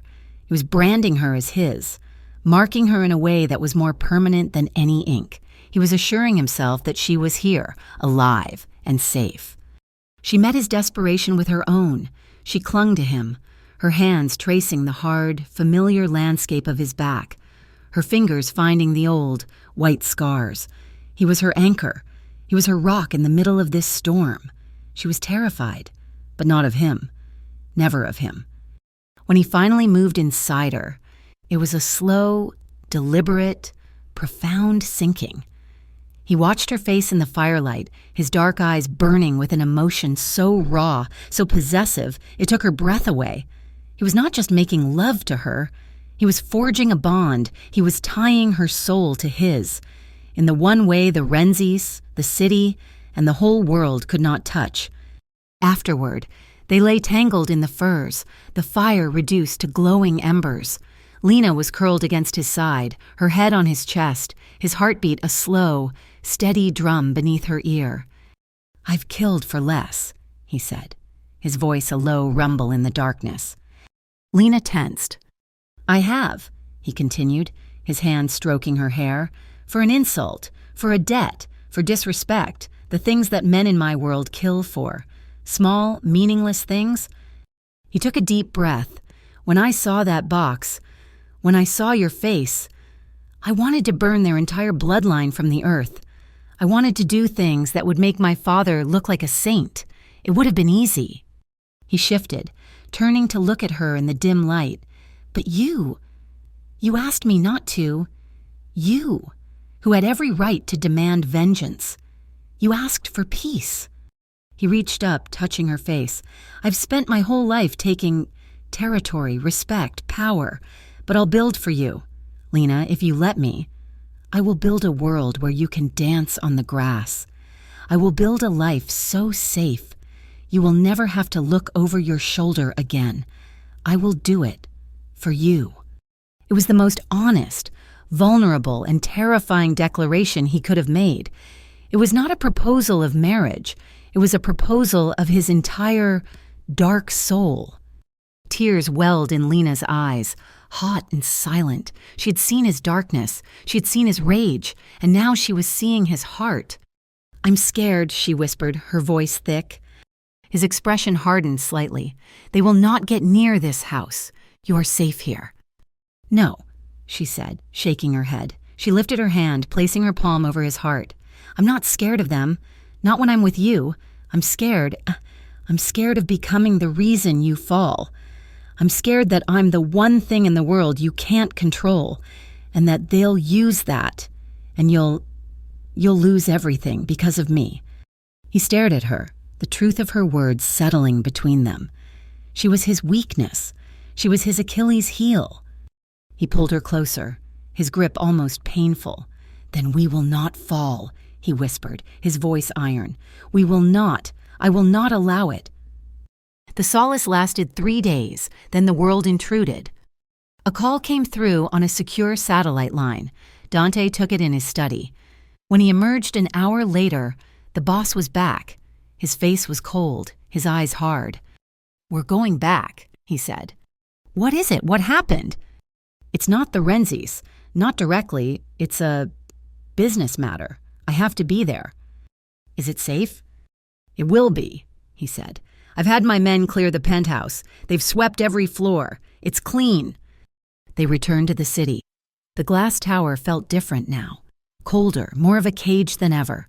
Dante's security was a visible, stifling net. Men in the halls, in the lobby, in the elevator. Lena blamed herself.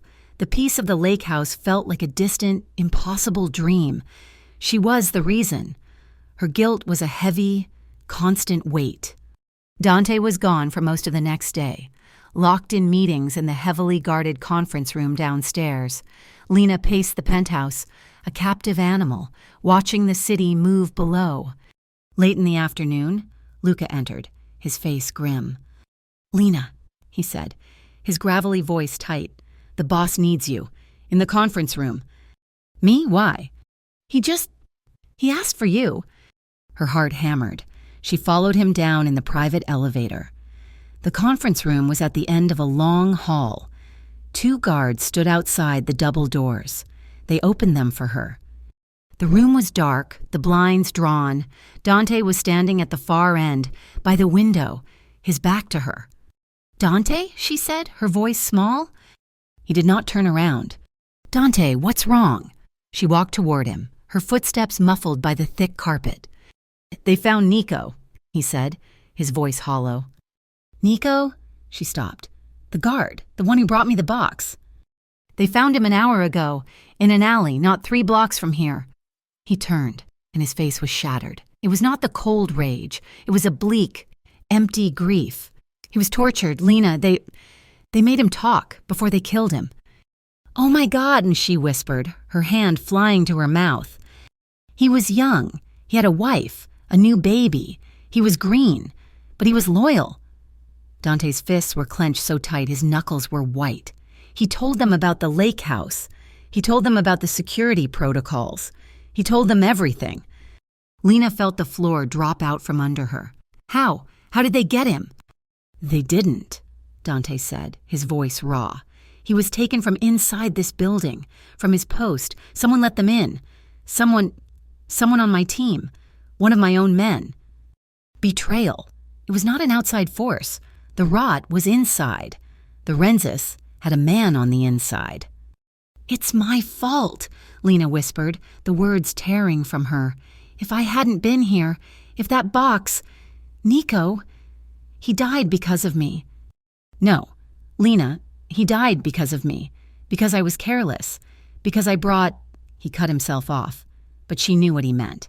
Because I brought you here. He was destroyed. She could see it. The guilt was eating him alive. He believed he had failed. He had failed his man. He had failed her. She tried to touch him, but he flinched, stepping away. Don't. I need to think. I have to find the traitor. He turned and strode out of the room, leaving her alone in the darkness. Lena stood there, the reality of her situation crashing down, the rabbit's foot, the young guard, tortured and dead, the betrayal. It was all her. She was the weakness. She was the leverage. She was the reason a young man was dead, the reason Dante's organization was crumbling. Her fear for him, her confession at the lake, it was all coming true. She was the reason he would fall. A terrible, cold clarity settled over her. She knew what she had to do. She waited. She waited until she was sure Dante was gone, consumed by the hunt for the traitor. She waited until the guard's shift change at 6. She went to her old, worn bag, the one she'd arrived with. She had a few $100s hidden in the lining. She walked to the elevator. The 2 new guards, men she didn't recognize, stepped in front of her. "Ma'am, the boss's orders. No one leaves." Lena looked at them, her face a mask of practiced grief. "I know," she whispered, letting a tear slide down her cheek. He's in his office. He asked me to get something for him. From the car. He said it was for Nico's wife. It was a gamble, a terrible, desperate lie. The guards looked at each other, their faces softening with pity. They knew about Nico. They could hear the grief in her voice. "We can get it, ma'am," one offered. "No," she said, shaking her head. He needs me to do it. Please, I'll just be a minute. You can watch me from here." The lead guard hesitated, then nodded. "All right, ma'am, we'll hold the elevator." She stepped inside. The doors closed. She didn't go to the garage. She hit the button for the lobby. The doors opened and she walked, fast, across the marble floor. The doorman looked surprised, but she didn't look at him. She pushed through the heavy glass doors and hit the street. The cold, dirty city air hit her face. She was out. She was free. She had saved him. She had removed the target. She had taken away their leverage. She pulled up the collar of her jacket and began to run, disappearing into the anonymous evening crowd. She didn't know where she was going. Ohio. Anywhere. She made it 2 blocks, her heart pounding with a mix of terror and relief. A black van, a plain, windowless utility van, swerved to the curb, cutting her off. Before she could even scream, the side door slid open. A man jumped out. He was wearing a black ski mask. He grabbed her, his hand clamping over her mouth, his other arm like a steel band around her waist. He was strong. He lifted her off her feet and threw her into the darkness of the van. "We got her!" the man yelled to the driver. The door slammed shut, plunging her into darkness. The van screeched away from the curb, and Lena Moretti, the weakness of the Marzano boss, was gone.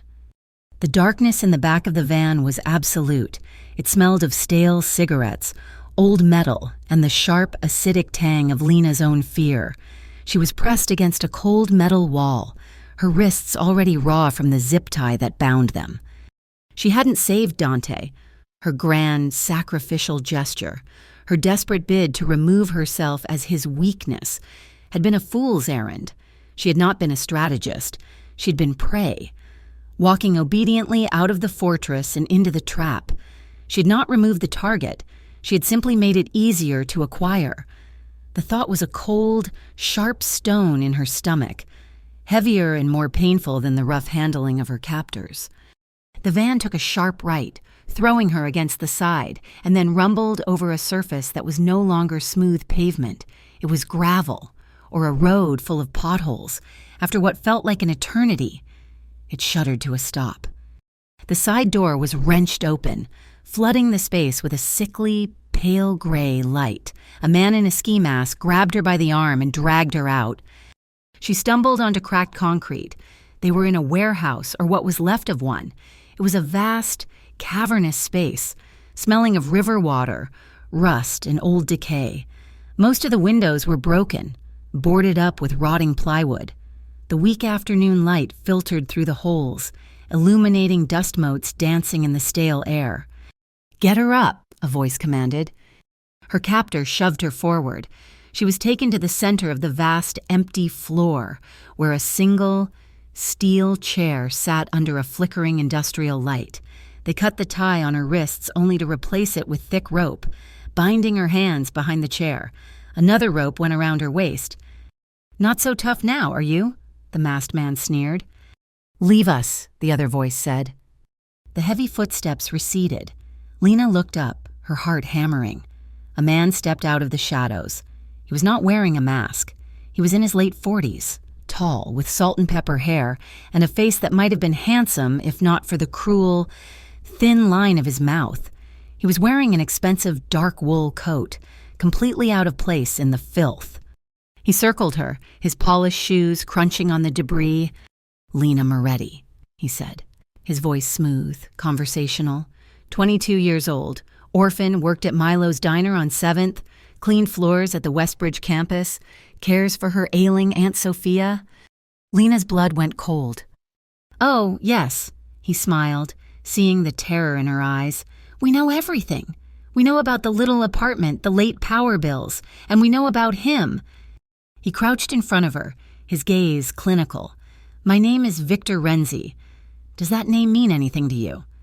Lena said nothing, her jaw locked. "No? He didn't tell you about his enemies? Tisk! Such a poor education." He stood, wiping a speck of dust from his coat. "Dante Marzano is a creature of control. He's cold, he's precise, he's a machine. And then there is you, the little bird, the one, messy, illogical, stupid variable in his perfect equation." He began to walk again. "We've been trying to find a crack in him for a year. We sent men. We tried to intercept shipments. Nothing. He built a wall of ice. But we knew, a man like that, he doesn't just break. He shatters. All you need is the right hammer." He stopped. "And you, my dear, are the hammer." "He'll find you," Lena whispered, her voice shaking. "He'll kill you."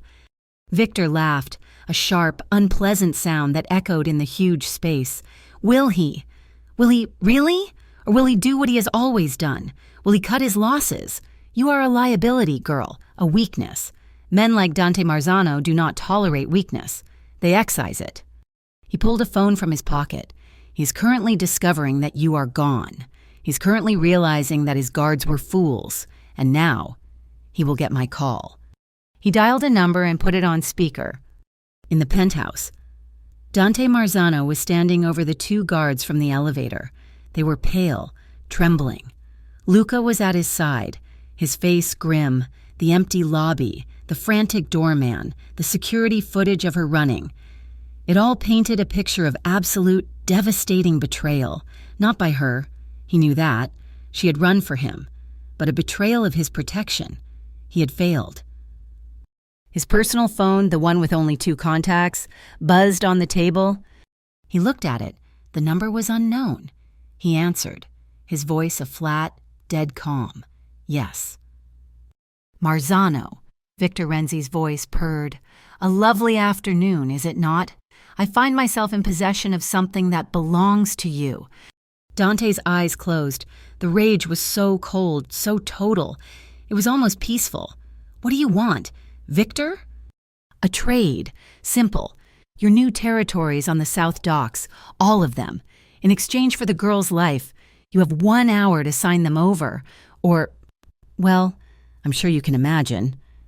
"Put her on," Dante said. There was a pause. Lena heard her name. The phone was shoved in her face. "Say something." "Dante," she sobbed, the single word torn from her. "I'm sorry, I'm so sorry, I ran." Victor snatched the phone back. "You hear that? She's sorry. Such a sweet girl." A text message alert chimed. "Oh, and check your phone, a little proof of life. 1 hour, Dante. And if I see a single one of your men, if I even think you are moving against me, she dies, slowly. Do you understand?" Dante looked at the new message. It was a photo of her, tied to the chair, her face pale, her eyes wide with terror, the decaying warehouse behind her. Victor Renzi was still talking. "You stand down, Dante. You stand down or she dies. Your choice, the girl or the docks." Dante Marzano hung up the phone. He did not smash it. He did not yell. He placed it very carefully on the glass table. "Boss?" Luca asked, his voice tense. "The docks. We can't—" "He told me to stand down," Dante said, his voice quiet. He looked at Luca, and the lethal, frozen calm in his eyes made his most trusted man take an involuntary step back. "He thinks I'm going to negotiate. He thinks I'm going to choose." Dante turned and walked to a steel panel in the wall. He pressed his thumb to it. The panel slid open, revealing a hidden armory, racks of black, tactical gear, weapons that were not for show. "He's right," Dante said, pulling a heavy Kevlar vest from its mount. "I am going to choose." He strapped it on, his movements economical, precise. "I'm choosing her." "Boss," Luca said, a slow, grim smile spreading. "He said if he sees us—" "He won't." Dante racked the slide on a matte black handgun. "He thinks I'm sending an army. He thinks I'm going to call his bluff. He doesn't know what I am."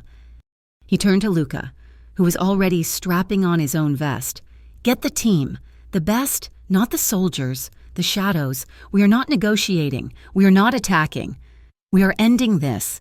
Tell them 5 minutes, and no one there leaves that building alive, except her." He did not listen. He did not stand down. He was going to war. In the warehouse. Lena's hope was fading. It had been 45 minutes of Victor Renzi pacing, of him mocking her, of him detailing exactly what Dante was. "He's a monster, girl. Did you know that? He killed his own cousin, strangled him with his bare hands for betrayal.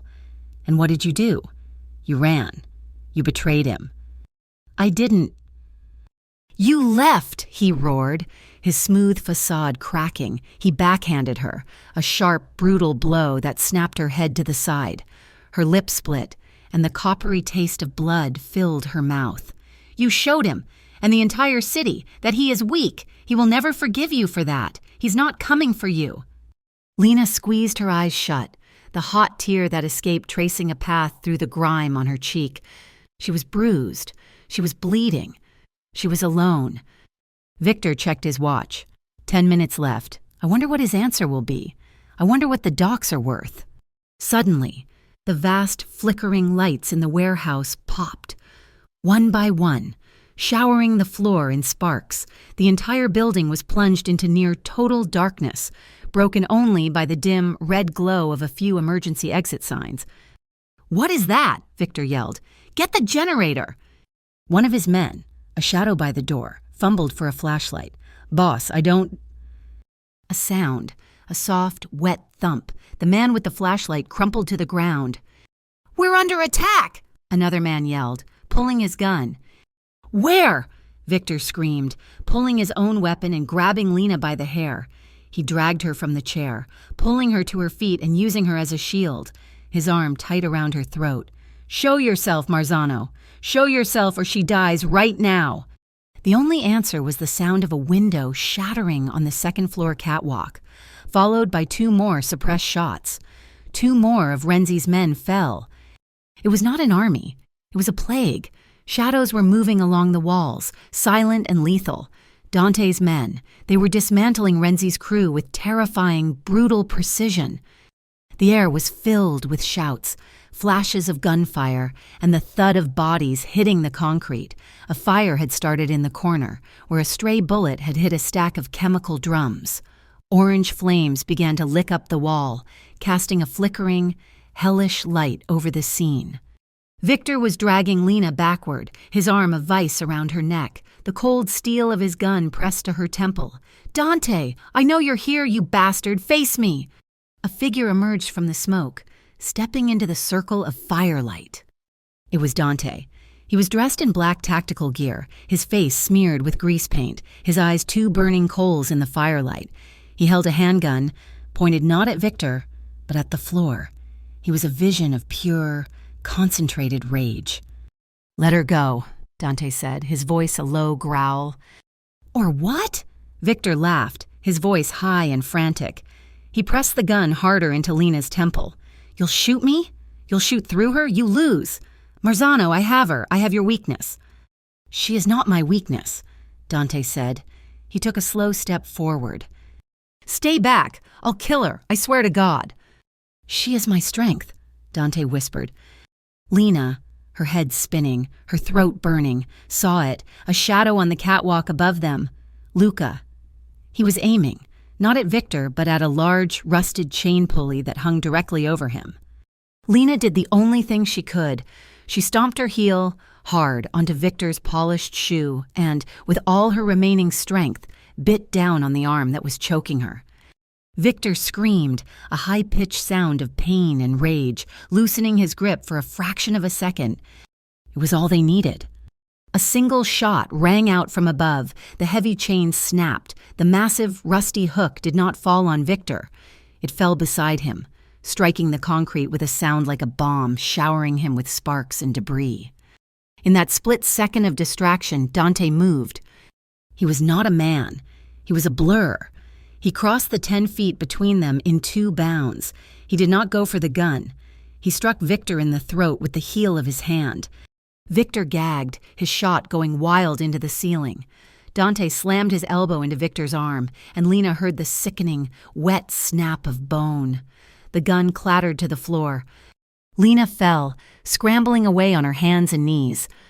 She watched as Dante, his face a mask of terrifying, inhuman rage, unleashed his vengeance.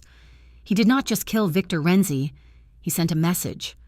He grabbed the man by his broken arm, spinning him around and slamming him into a steel support pillar. He hit him, not with his fists, but with a cold, brutal precision, a strike to the ribs, a blow to the knee. Victor crumpled, sobbing. Dante knelt, pulling the weeping man's head up by his hair, forcing Victor to look at him. The fire burned in the background, the warehouse groaning around them. "You put your hands on her," Dante whispered, his voice shaking with a violence that was far colder than the fire. "You put your hands on her. Please, mercy." Victor choked out. "Mercy?" Dante's voice was filled with a terrible, hollow sound. "You will live. You will go back to your father. And you will show him this. You will tell him what happens." He leaned in, his voice dropping so low Lena could barely hear it. "You will tell him that if he, or his sons, or his sons' sons, ever touch her again, I will not stop until your entire bloodline is wiped from the earth. I will burn your name from history." He let go. Victor Renzi collapsed to the ground, a broken, moaning heap. The rage vanished from Dante's face, replaced instantly by a raw, desperate panic. He turned to Lena. "Lena?" he breathed. He rushed to her, his hands hovering, as if he was afraid to touch her. She was on the floor, shaking, crying, bleeding from her split lip. "Dante." He ripped a knife from his vest and sliced the ropes at her feet, then gently, his hands trembling, cut the ones from her wrists. "You're safe," he whispered, his voice rough. "You're safe." He shrugged out of his heavy tactical vest and wrapped his own suit jacket, which had been underneath, around her shoulders. She was so cold. He scooped her up into his arms, lifting her as if she weighed nothing. Lena buried her face in his neck, inhaling the scent of him, smoke, sweat, and the faint, familiar smell of his cologne. She was sobbing. Great, shuddering breaths that racked her entire body. He carried her out of the burning warehouse, past the bodies of her captors, past his own silent, black-clad men. He did not look at any of them. His entire world was focused on the woman in his arms. Lena's world dissolved into a smear of flashing lights and the sound of Dante's voice, low and constant, whispering in her ear, "I've got you. You're safe. I've got you." She woke to the steady, rhythmic beep of a heart monitor. The smell was sharp, antiseptic. She was not in her apartment. She was not in the penthouse. She was in a private hospital room, the walls a pale, calming blue. An IV was taped to the back of her hand, her split lip stung, and her cheek was tender, but she was clean. She was wearing a soft cotton hospital gown. She turned her head. Dante was there. He was sitting in a visitor's chair, slumped forward, his elbows on his knees, his head in his hands. He was still wearing the smoke-stained, blood-spattered clothes from the warehouse. His black tactical pants were ripped at the knee. He looked utterly, profoundly broken. He had not saved her in time. He had let her be taken. He had let her be hurt. Lena saw the cracks in him, not just the violence she had witnessed, but the crushing, suffocating guilt. He was the king, the man who controlled everything. And he had failed to control this. He believed, she realized with a jolt, that she would hate him, that she had finally seen the monster, and that she would recoil. "Dante," she whispered. Her throat was raw. His head snapped up. His eyes were bloodshot, his face pale beneath the grime. He looked at her, and his expression was one of pure, agonizing pain. He stood, but he kept his distance. "Lena," his voice was a gravelly rasp. The doctor said you're okay. A mild concussion, some bruises, your lip. It will need a few stitches, but you're safe." He was stammering. The controlled, precise Dante Marzano was fumbling for words. "I am so sorry," he choked out. I never wanted you to see that, to see me, what I am." He looked down at his own bloodied hands. "I understand if you hate me." He was giving her an out. He was preparing for her to leave. She looked at him, at this terrifying, powerful, broken man who had just torn down the world to find her. He wasn't a monster. He was her protector. Slowly, she held out her free hand, the one without the IV. He stared at it, confused. "You came for me," she whispered. It was not an accusation. It was absolution. It was everything. A sound, like a sob, caught in his throat. He crossed the room in 2 strides and fell to his knees beside the bed. He took her hand, his own large, calloused, blood-stained hand trembling as it held hers. He brought it to his lips, his eyes squeezed shut, his shoulders shaking. "Always," he vowed, his voice thick. "Always, Lena." He stayed there for a long moment, just holding her hand. Then, slowly, he rose and sat on the edge of the bed. He was so careful, as if she were made of glass. He reached out, his finger gently, tenderly, tracing the bruise on her cheek. "I let this happen," he whispered. "I let him touch you." "No," she said, her own voice finding its strength. She lifted her hand, placing it against the rough stubble on his cheek. "I ran. I was a fool. I thought I was saving you." You were," he said, turning his face to kiss her palm. "And I was saving you."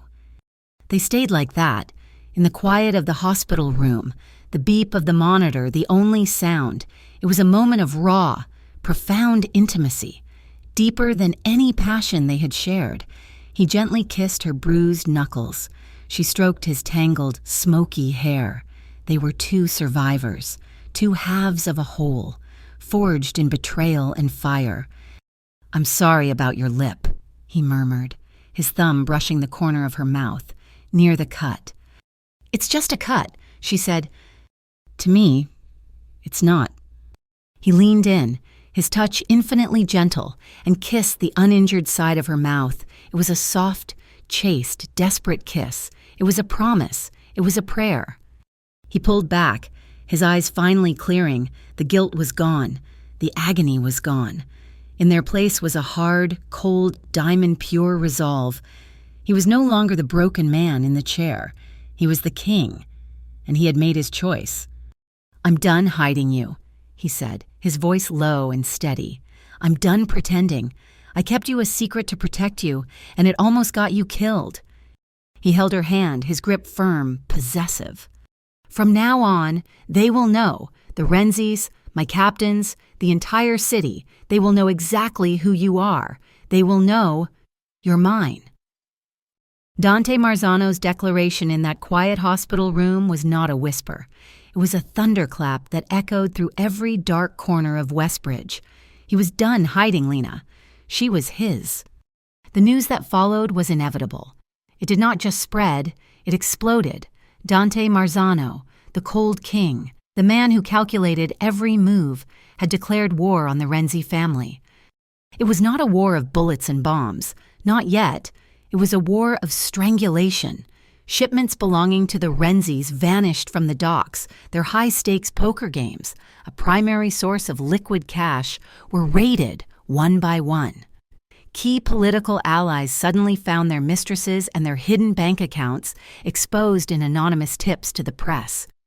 Dante was not just attacking, he was systematically dismantling the Renzi empire, piece by piece, with a cold, surgical precision. But the Renzis were old blood. They were rats, as Dante had said. And rats knew how to survive. They knew how to bite back. A bomb, small but significant, exploded outside a restaurant known to be under Marzano protection. No one was killed, but the message was clear. This would not be a clean, silent war. Blood would be spilled. A final showdown was brewing. The air in the city was thick with it. Even in the pristine, sterile air of the penthouse, Lena could feel the tension. Dante was a coiled spring, a predator pacing his cage. He was in his study from dawn until the small hours of the morning, his voice a low, constant murmur of commands. He barely ate, he barely slept. He was consumed by the hunt, by the need to eradicate the threat to her. Lena, now fully recovered, her lip healed to a thin, pale line, watched him. The guilt she had felt, the sense of being a burden, had been replaced by a new, cold fear. She had not feared the monster in the warehouse. She had feared the man in the hospital. But now, she feared the man he was becoming. The coldness was back, but it was different. It was not the controlled calm of the boss. It was a frigid, brittle rage. He was becoming the thing he had accused the Renzis of being, a man ruled by vengeance. She found him one night, standing at the floor-to-ceiling window, staring down at the city lights. He had not slept in what she knew was at least 2 days. "Dante," she said, her voice soft in the darkness. He did not turn. "You should be asleep." "So should you." She came to stand beside him, her small form reflected in the glass next to his tall, dark silhouette. "This is killing you." "It is ending them," he corrected, his voice flat. "And what happens after?" she pushed. "After them, there will be someone else, and someone else." "When does it stop?"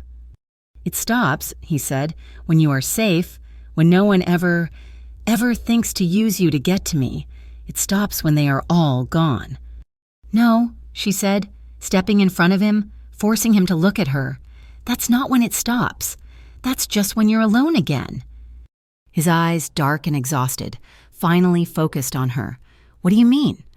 This rage, this war, this is what Victor Renzi wanted. He wanted to break you, to make you bleed. And even though he's broken and locked away, he's winning. He's turning you into him. He's making you a slave to your own anger. Dante's jaw tightened. "He put his hands on you." "And you stopped him," she insisted, her hands coming up to grip his arms. "You saved me. I am here. I am safe. But this is not protection. This is vengeance, and it's eating you alive." He tried to turn away, but she held him fast. "Dante, please, don't let them turn you into what they are. Don't let them win. Find another way." He stared at her, his face a battleground. He was the king. the man who moved armies with a whisper, and she was the one person in the world who could command him. He had built his entire life on the foundation of absolute control, and she was asking him to choose peace, the one thing he had never known. "There is no other way," he said, his voice rough. "His father, Antonio Renzi, he will not stop. He will not rest until he has my head, or yours." "Then be smarter," she pleaded. "You are smarter than him. You don't just use force. You use your head. You told me that. You said you run things with your head, not your heart." Her words seemed to strike him. He looked at her, truly seeing her, and a flicker of the old, calculating Dante returned to his eyes. "What did you just say?" he asked. "I said, you run things with your head?" "No, before that, about Victor." Lena thought back. "I said, he's locked away, broken, he's not—" "Locked away," Dante repeated, but not silent. He looked past her, at the city, but he was no longer seeing the lights. He was seeing a chessboard. Victor, he was arrogant, he was a talker. He couldn't wait to tell me what he knew. He grabbed her, his hands on her shoulders, his eyes suddenly alive with a new, cold fire. "Lena, in the warehouse, before I arrived, what did he say to you? Think every word. What did he mock you with? What did he brag about?" Lena's mind raced, pulling back the terror, forcing herself to remember the stench of rust and the man's cruel voice. He knew everything, my jobs, my aunt. He knew about the bills. He knew the details, our details. The traitor, Nico, told him. What else? He said you were a machine," she whispered. He said he'd been trying to crack you for a year. He said he sent men, and he tried to intercept shipments. And, oh. What? Dante's grip tightened. He said something about allies, political allies. He was mocking you. No, he was mocking them. He said, a poor education. No, that was about me. She closed her eyes, forcing the memory. The phone call. Before he called you, he got a text message. He said, proof of life. But it was right after he mentioned the docs. He said, I wonder what the docs are worth. And he mentioned 2 names. He wasn't talking to me. He was muttering to himself. He was angry. He said, if Sullivan and the judge think they can squeeze me, he was being double-crossed. Sullivan, Dante breathed. Councilman Sullivan and Judge Knight. He released her, a slow, dangerous smile spreading across his face. The rage was gone, replaced by the chillingly precise intellect of the boss. Lena, you are a genius. What? I don't understand. You just gave me the war, he said. Councilman Sullivan and Judge Knight, they are the 2 most powerful men in the city, and they are not on my payroll. They have been thorns in my side for a year. I always suspected they were with the Renzis, but I could never prove it. They were too clean. He was pacing now, energized. Victor, in his arrogance, just confirmed it, and he confirmed they were squeezing him. They were partners, and now the partnership is sour. Antonio Renzi is not just fighting me. He's fighting his own allies, who are demanding a bigger piece of his failing pie. So what do you do? Dante stopped, turning to her. He walked to her, lifting his hand to her face, his thumb tracing her healed lip. You asked me to find another way. You asked me to be smarter, so I will. He was not going to send an army. He was not going to start a street war. He was going to decapitate the Renzi family with a scalpel, not a bomb. The plan was enacted with devastating speed. Dante did not go to Antonio Renzi. He did not go to the police. He went to the press. An anonymous encrypted file was delivered to the city's most rabidly anti-corruption journalist. It contained bank records, offshore accounts, and wiretap transcripts, all detailing the deep financial partnership between Councilman Sullivan, Judge Knight, and the Renzi crime family.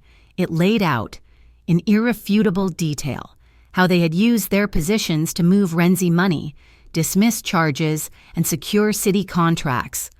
The source of the information was a mystery, but Dante knew, and Antonio Renzi would know, that the information could only have come from one place.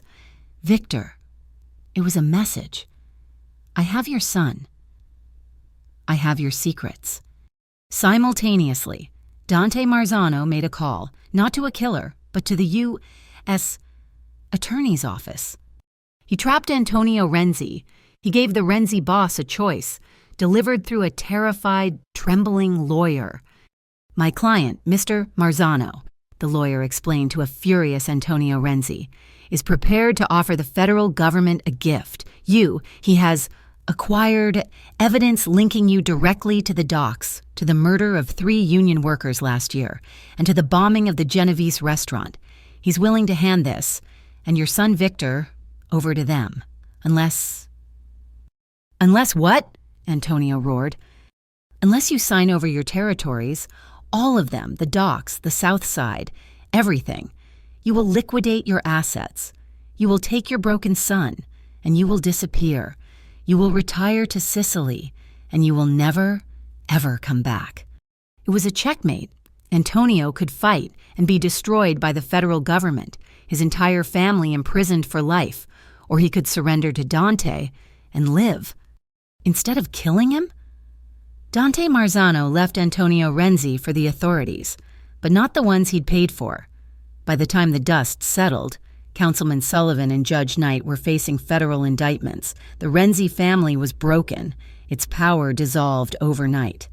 Antonio Renzi signed over his territories and, with his son Victor, boarded a one-way flight to Palermo.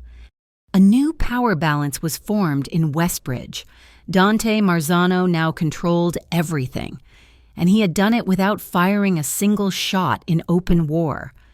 Lena's part was not over. She provided anonymous, written testimony to the U.S. attorney. She detailed everything she had overheard in the warehouse. She detailed the conversations about Sullivan and the judge. Her statements, protected and sealed, was the final nail in the coffin of the 2 corrupt politicians.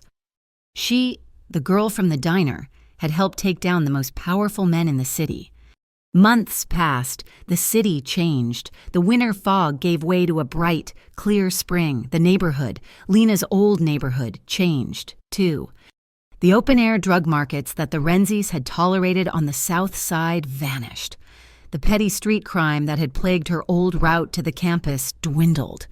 The South Side thugs, the ones who had harassed her, were long gone, scattered to the wind. The streets were safer, quieter. The whispers in the city said that Dante Marzano had gone soft. They said he had taken the Renzi's territory but had not shed their blood. They said he was listening to someone. They said the cold king had been tamed. But the whispers were wrong. He had not gone soft. He had just become focused. He was no longer a man driven by the ghosts of his father's failures. He was a man driven by the future of the woman he loved. Lena had changed, too. She had moved back to her old apartment. It was a decision that had baffled Dante, but one he had respected. She had insisted. She needed to be her, not just his.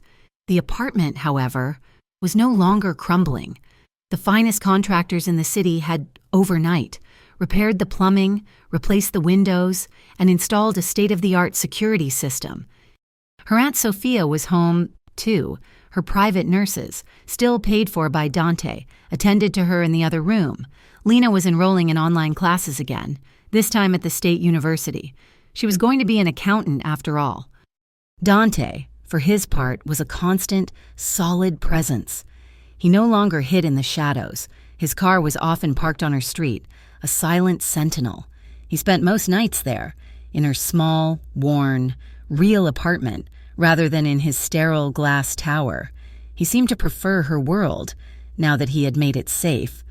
One evening, at sunset, he took her to the roof of her building. He had a key. The roof, once a cracked tar paper mess, had been transformed. Someone had built a small, beautiful garden with strings of soft, white lights and a bench that overlooked the city. "What is this?" she laughed, looking around at the flowers, the soft grass. "A place to breathe," he said. They stood at the edge, watching the sun dip below the skyline, painting the clouds in shades of orange and violet. "It's over," he said quietly. "It's finally quiet." "For now," she said, leaning her head against his shoulder. "For always," he corrected. He reached into his pocket. Lena's heart stopped. She was not a girl who expected rings. She was not that kind of girl. But it was not a ring. He pulled out a single, heavy, ornate skeleton key. It was old, dark metal, but it shined, polished clean. I cannot give you a normal life, Lena," he said, his voice rough. "I cannot give you a white picket fence and a 9-to-5 job. My world is what it is. It will always have shadows. It will always have danger. I cannot change what I am." He turned her to face him, his dark eyes intense, vulnerable. "But I can give you my world, all of it." He pressed the key into her palm. "This is not a proposal, not in the way the world understands it. This is a key. It is the master key. It opens my penthouse. It opens the lake house. It opens my office, my safe, the place where I keep my father's journals. It opens every door in my world, Lena. It opens all the places I have kept locked, even from myself." He closed her fingers around it. "I am not asking you to be my weakness. I am asking you to be my partner. I am asking you to share the crown if you want it." Lena looked at the heavy key in her small hand. It was not a promise of mansions or bodyguards or endless wealth. It was a promise of trust. It was a promise of his secrets, his history, his darkness. It was a promise of all of him. She looked up at him, at this beautiful, dangerous man who had burned the world to protect her and who was now offering her the ashes. She smiled, a slow, radiant smile that lit up her entire face. She reached up, her hand with the key in it, and placed it over his heart. "Yes," she whispered. He stared at her, as if he couldn't believe it. "Lena." "Yes," she said again, her voice firm. "Not for the penthouse, or the lake, not for the guards, for the man who would burn the world to protect me. Yes." He pulled her to him, his arms crushing her, and his mouth found hers. They kissed on the rooftop, under the violet sky, surrounded by the lights of the city that was now entirely his, theirs.